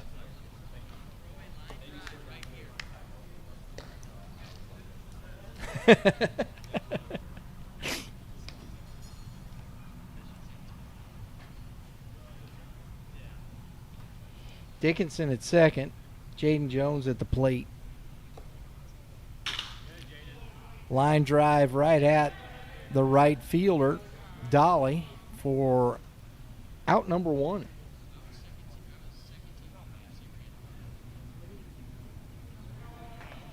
That's a big out for McMean. Brings up Sebastian, who has walked twice, stranded on the bags both times.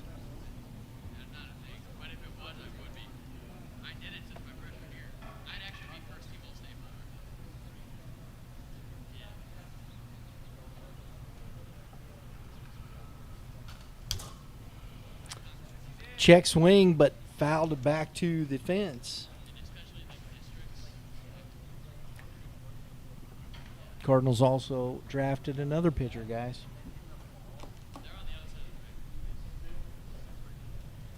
Ethan Young out of East Carolina.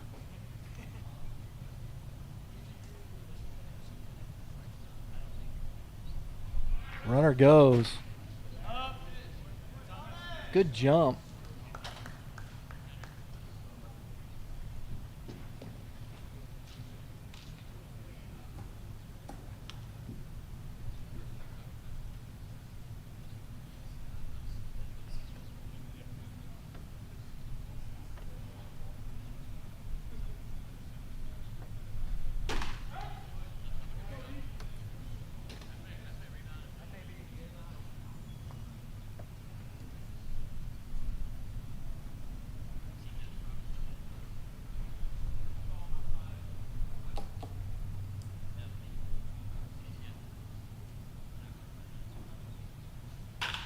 Ground ball to Gura. Picks it. Throws high, but makes the play. That is out number 2. Scores another run. It's 5-2 now, Gray.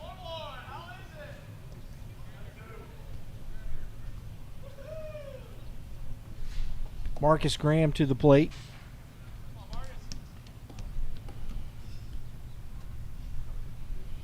I think the gray wants to get this W.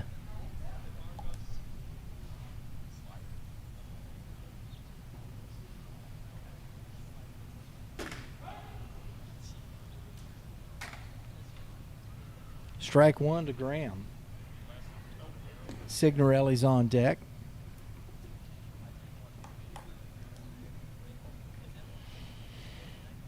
Team Perk's been beating up on Team Huss for a couple weeks. Yeah, a couple weeks.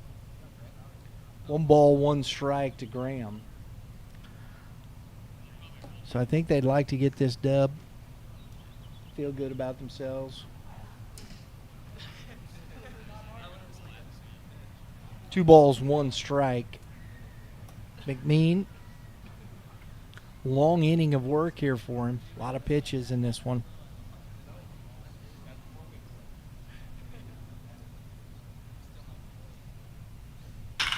Grounded sharply to the second baseman. Landrum up with it. Out number 3. Not before the Gray squad takes a 5-2 lead as we head to the bottom of the 7th inning.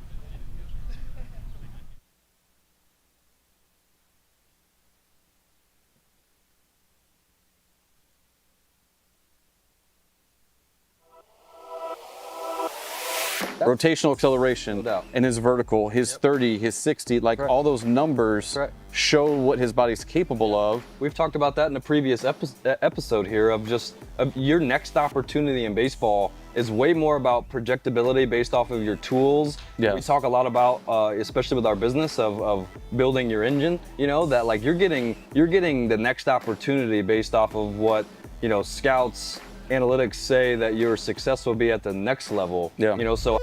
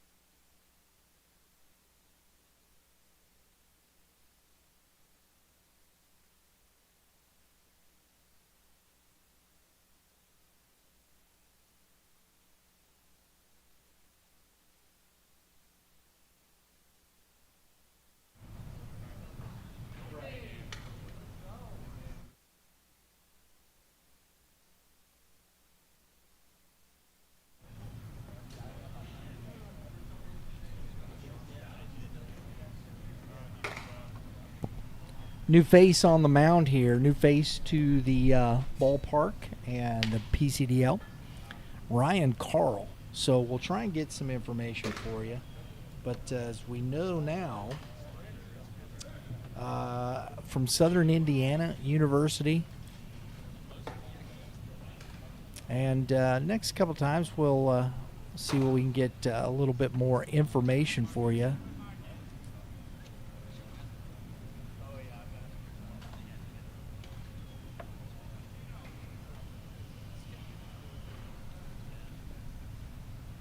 So get to see a new arm.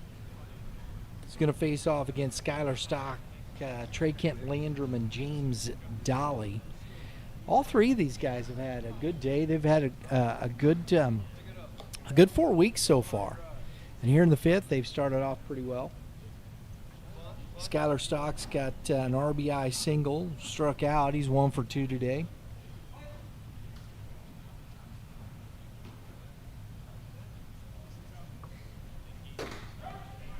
That's strike 1.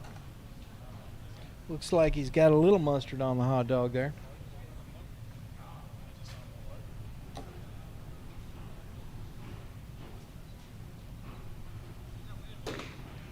Good slider for strike 2 off that fastball, man. 0-2. That was pretty nasty stuff right there. Goodness. Woo-hoo-hoo. Always somebody in the dugout saying to wear it when they're ducking. 1 ball, 2 strikes. Fastball, strike 3. Carl off to a big-time start here.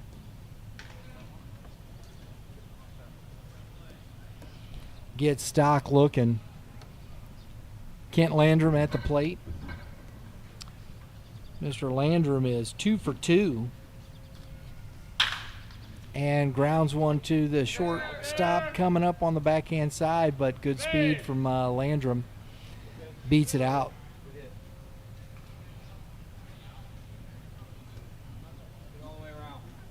Infield single, 3 for 3. I think we might have to catch up with Mr. Landrum after the ball game. Having himself a nice day.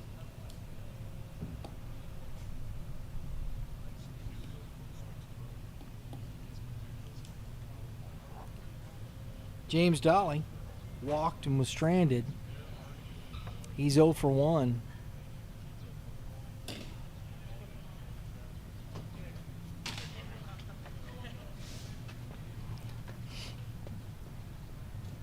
Ball 1 to Dolly.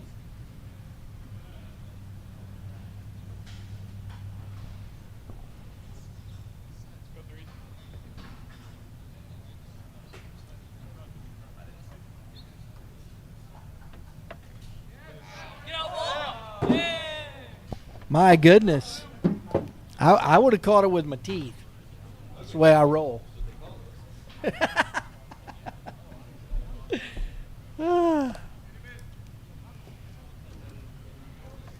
Now we reset. Carl showing he's pumped up, man. He's letting it eat. That ball is high. Fly ball to center field.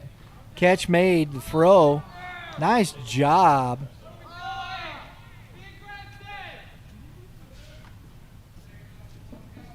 By the center fielder out there.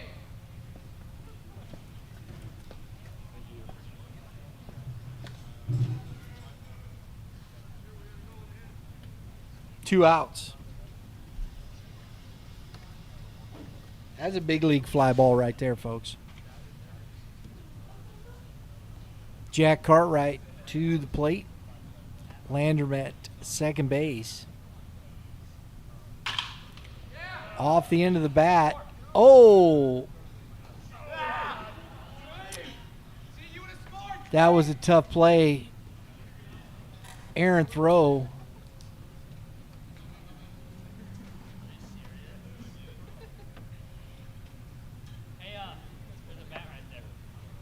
Peyton gets to it. But Cartwright on. I'm going to go E.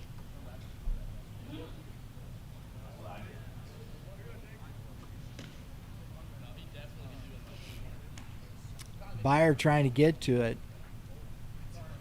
So, brings up Jake McGee to the plate. Takes ball 1. McGee looking to break out here.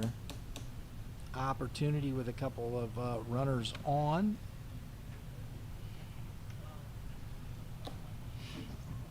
First and third. See if Cartwright takes advantage. See if he'll go. I don't know. The big man's got some wheels.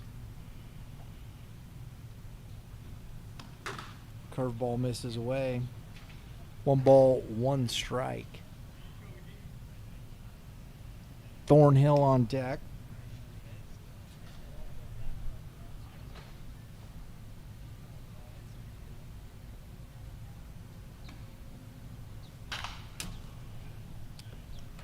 Fell back to the screen, 1 and 2.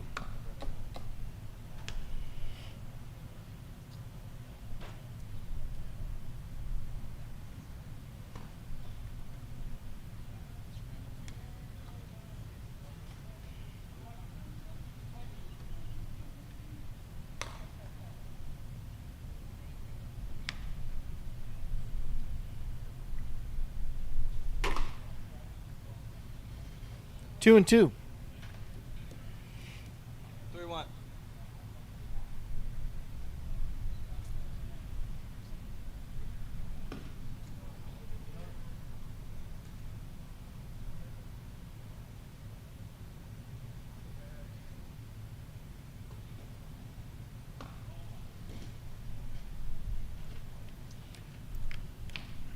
That hitting?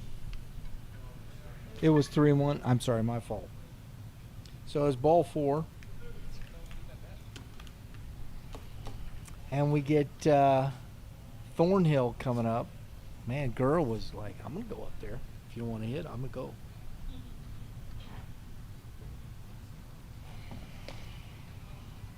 So K, single, fly out, the air, and a base on balls. We have 2 outs with the bases loaded for the newcomer Ryan Carl. And that is, wow, that's the second one that has popped up and gone over the screen. I mean, if I'm catching it, it's a souvenir. I'm telling you. Everybody moves up 90 feet, and it's a 5-3 ball game.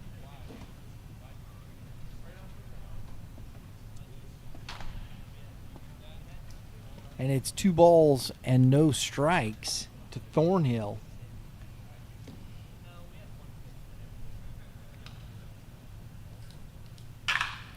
And that's into center field, tailing, and is going to be caught by Joey Linneman. Nice play out there. Good communication, because that could have been ugly.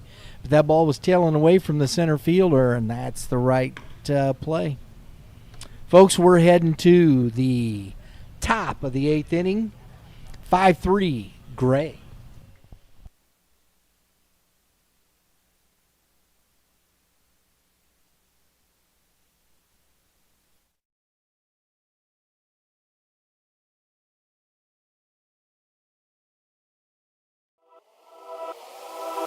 For me, it's less of the at-bats. Obviously, you have to hit. Like, the carrying tool for 99% of players is you have to hit.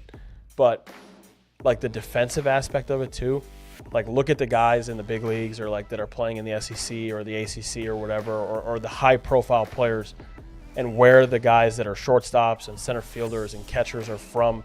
Traditionally, it's your southern states. And it's not just because they're born in Texas or Georgia or California that just makes them automatically better. Like a kid that's born in one part of the country and this part of the country, when they may have better genes or whatever, but baseball wise, they all start here, right? Yeah.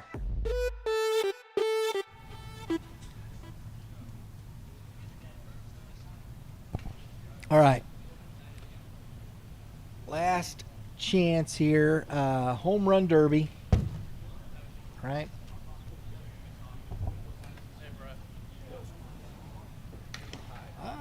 That's a good question. Home run derby is tonight, 8 p.m.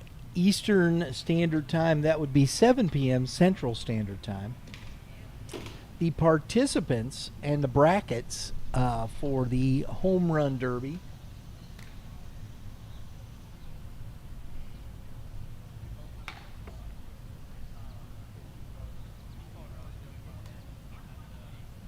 Cal Raleigh, Mariners, 38 home runs so far this year. I heard he was, Cal Raleigh. He's been swinging the bat. Seattle Mariners. James Wood, I like this young guy from the Nationals. 24 dingers on the year so far. He's got a good bat. This kid can swing it. Byron Buxton from the Twins, 21 dingers so far this season. You got O'Neal Cruz from the Pirates. I like O'Neal Cruz. But 16 dingers. I think he's be interesting to see. Junior Caminero from the Rays with 23 dingers. Brent Rooker, the Athletics, 20 dingers. Jazz Chisholm Jr. from the Yankees. Somehow, he's got 17, but somehow that just doesn't ring as like Aaron Judge from the Yankees. You know what I mean? No offense. No offense. Matt Olson from the Braves. That'll be interesting. 17 dingers. I thought Acuna was still going to be in it. Olson. Okay. Acuna Jr. Olson's got a great swing. It's his ballpark. we'll see what happens. That's what's going. Home run derby tonight. I'm going to be watching. Always have. I like you. You watch the derby, even as a pitcher.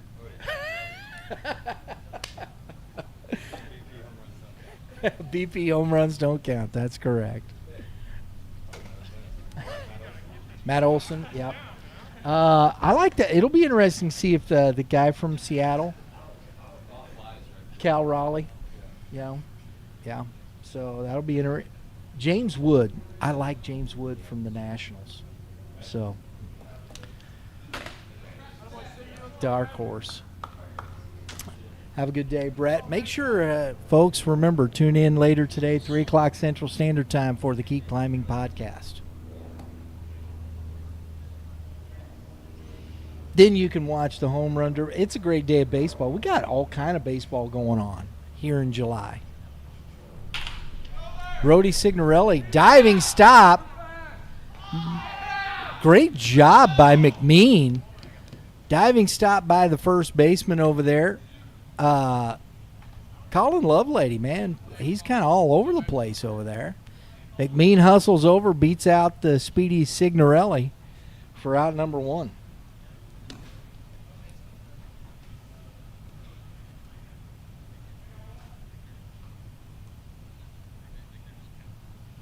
Holden Strain at the plate.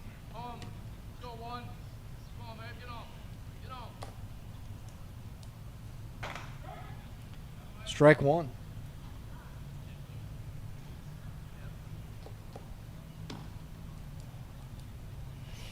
It's turning into a pretty lovely day out here, guys. Nice breeze. The humidity's down a bit. Skips one. Up to the plate. 1 ball, 1 strike. Sean Rauscher on deck. Oliver Carchi over there warming up for the Gray Squad. So the Gold's going to get one more opportunity.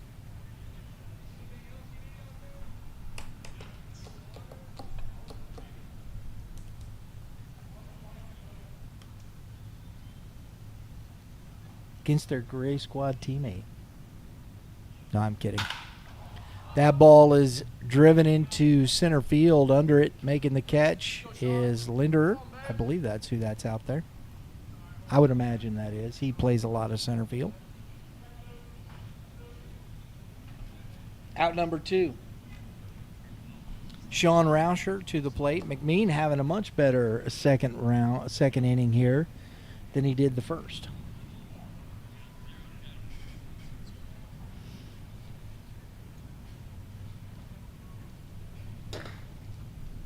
Ball 1. He allowed 3 runs in the top of the 7th inning on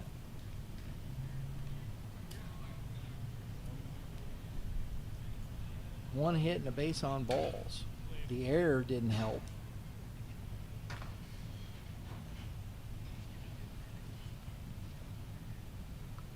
One of those runs unearned.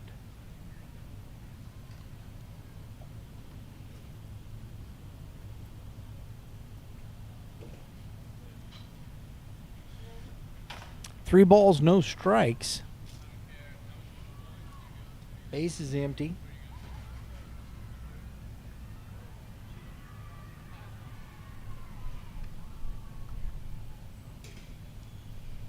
And a 4-pitch walk to Rauscher brings up the dangerous Bryce Byers.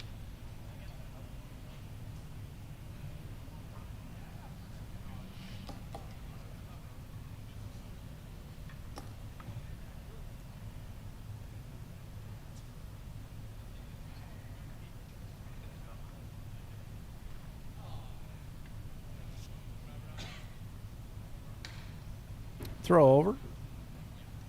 And Rauscher's back in safely.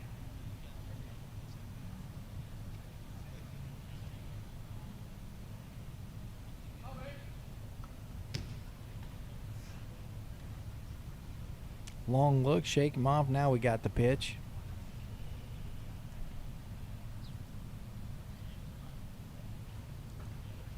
Nice job behind the plate from Cooper Thornhill, keeping that ball in front.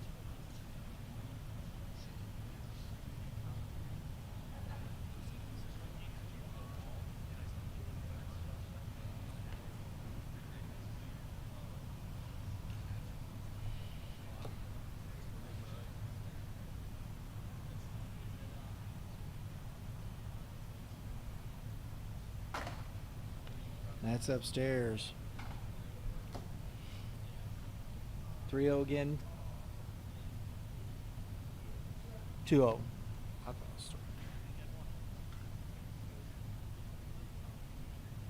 Throw over.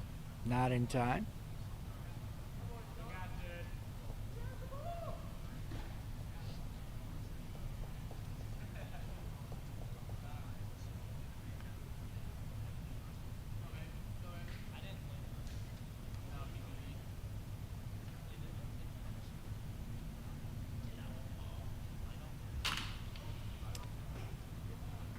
Grounded foul.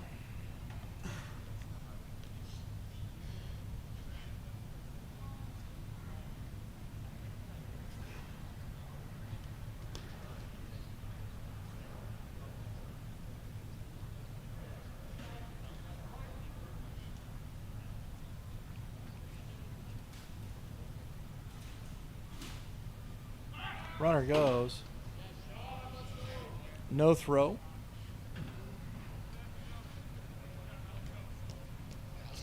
Stolen base for Rauscher.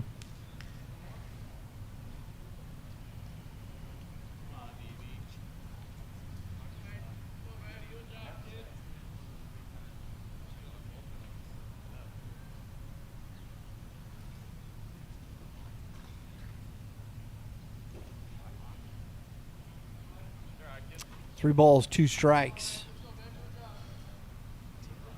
To Bryce Byers. McMean trying to get that last out.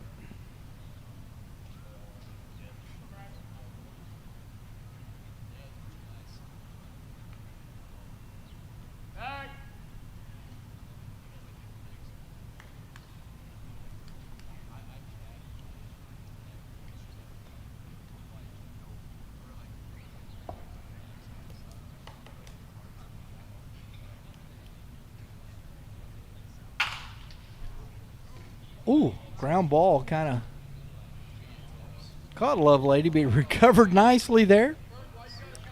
Out number 3, we head to the bottom of the 8th. 5-3, Gray.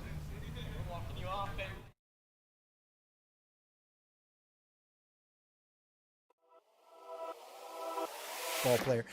And they've gathered all these kids back to make another run because you win the state, you had to, and this year, just an FYI, we're going to do this. We're looking forward to it. We're going to be live streaming the Mid-South Regional on Youth Baseball Midwest this year, Kevin. That is awesome. Tennessee, Oklahoma, Louisiana, Arkansas, Mississippi, Kansas, and Missouri. So I'm really looking forward to seeing all these kids come in from these different states.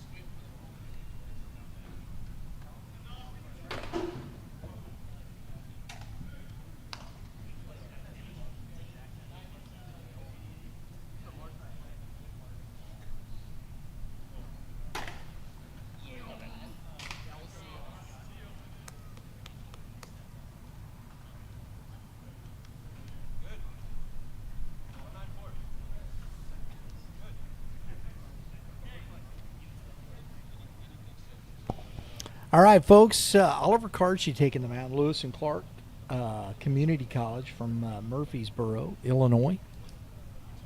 A two-way. We've seen him out on the field, grabbing an inning of work here. He's going to face Anthony Gura, then Colin Lovelady,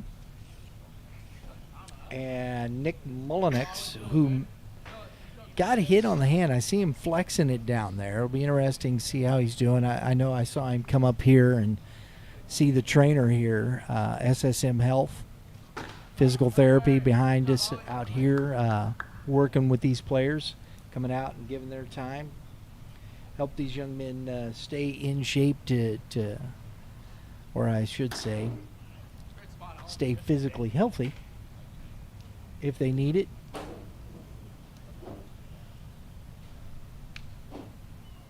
Two and one. That is fouled into the net, 2-2.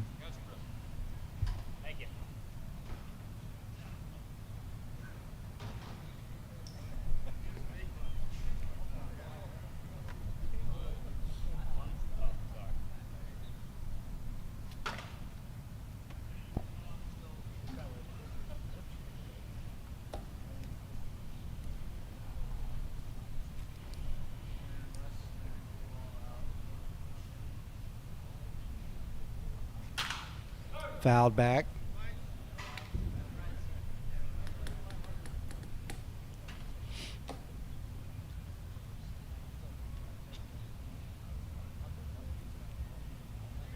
Two balls, two strikes.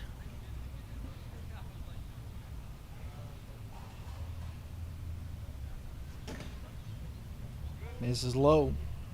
Goes full. Does the Gold Squad have it in them? Come back to the top of the order. And that's fouled back because Mr. Lovelady's had himself a day. 2 for 2. Walk. Trey Kent Landrum also.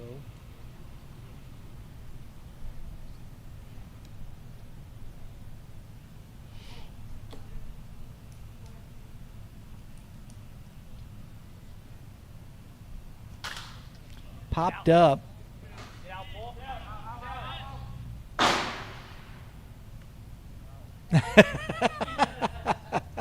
I love that. Nate Caravallo over there pops off the seats. He catches it. Like, that count?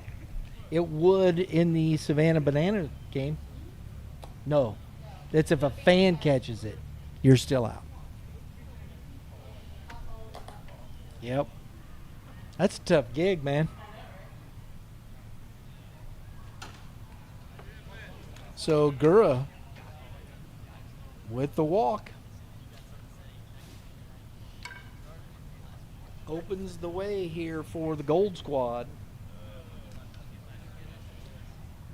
Lovelady, who's had himself a day at the plate.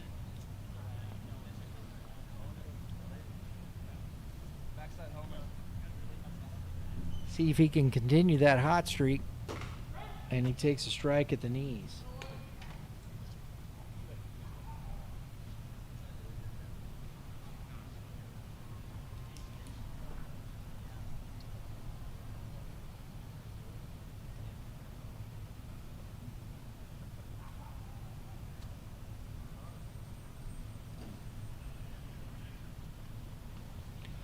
One ball, one strike.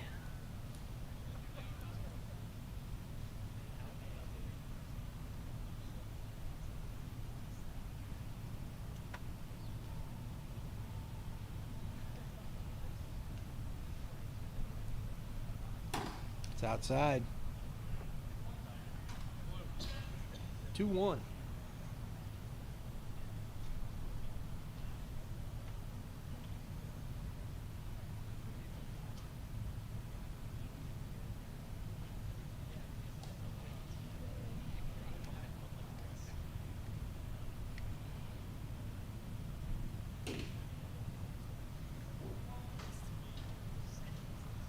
Three balls, one strike to Lovelady.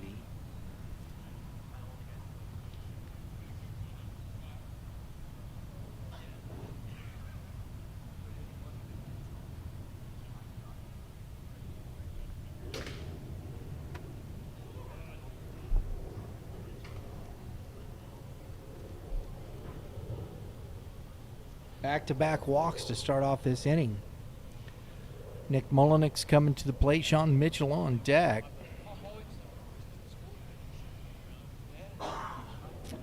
So it looks like everything's okay when he got hit in the forearm by the pitch from Michael Barker. And that's a strike. I have not. But remember, come out, Prime Sports. Meet and greet, Savannah Bananas and Departing Animal. They'll be playing over at Busch Stadium, this weekend, right? Friday, Saturday. Popped up foul back out of play for 0-2. They're giving away 2 tickets there at Prime Sports. Come out. Get a meet and greet with the Savannah Bananas. Hopefully, I think we're still going to get the interview opportunity, yeah? Yeah? Oh, okay. I didn't know. I wasn't thinking about it. I was doing other stuff. But it looks like, we're going to get a chance to interview the players, a couple of them, from the Bananas for Youth Baseball Midwest. Looking forward to that. A natural phenomenon the Savannah Bananas are. 1 ball, 2 strikes.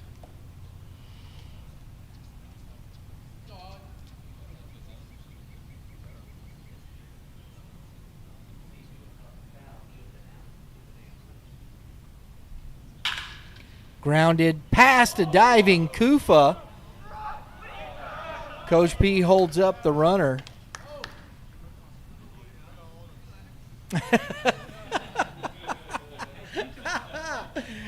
The guys in the dugout going, Coach, what are you doing? Coach P's like, I got this. Gotta love it.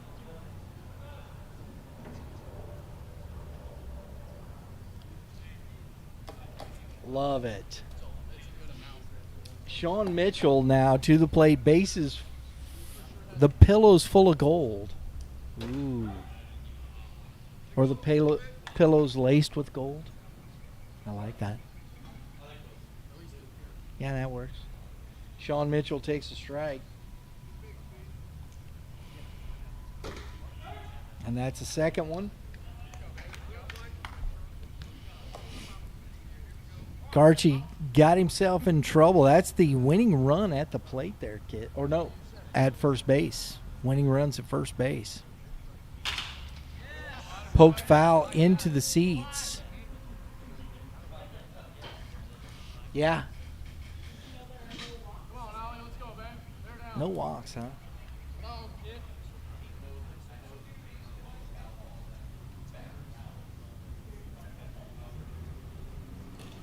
Oh, that's past the catcher. Gura scores. And we have a 5-4 ball game.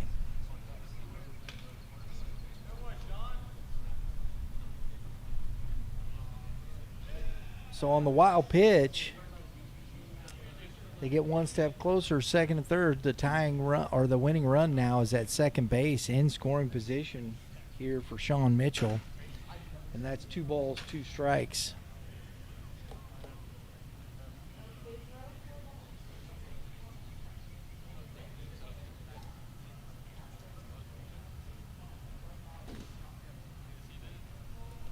Full count.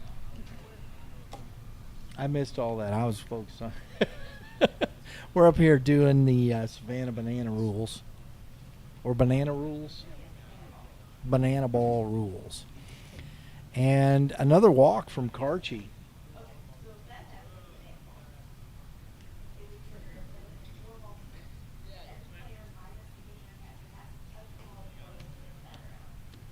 Gotcha. Yeah. We'll have to deal with that later. Maybe we'll talk about that on the show. Yeah. Banana ball rules, right? We'll do that. We'll do that out there when we're out the show. We're out at the Prime Sports. Come on out. What is it, from 5 to 8?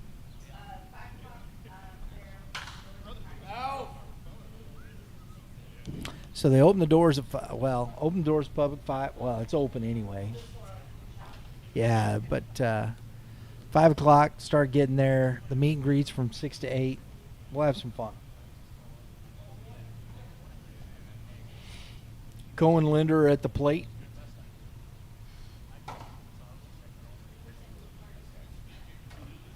The party starts at 5, yes. Sun coming through, brightening it up out here. Grounded back up the middle, past a diving Dickinson. Mullinex on his way to the plate and is going to be cut down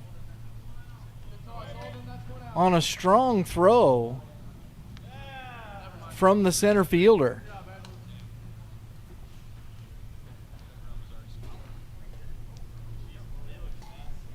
And it looks like that's going to be it. Ball game. And no, that was a tie ball game. It was 5-4. It was 5-4. Run before Mullinex scored. It's a tie ball game, 5-5. That was the winning run right there, and he's out. Anyway, game over. Folks, thanks for tuning in.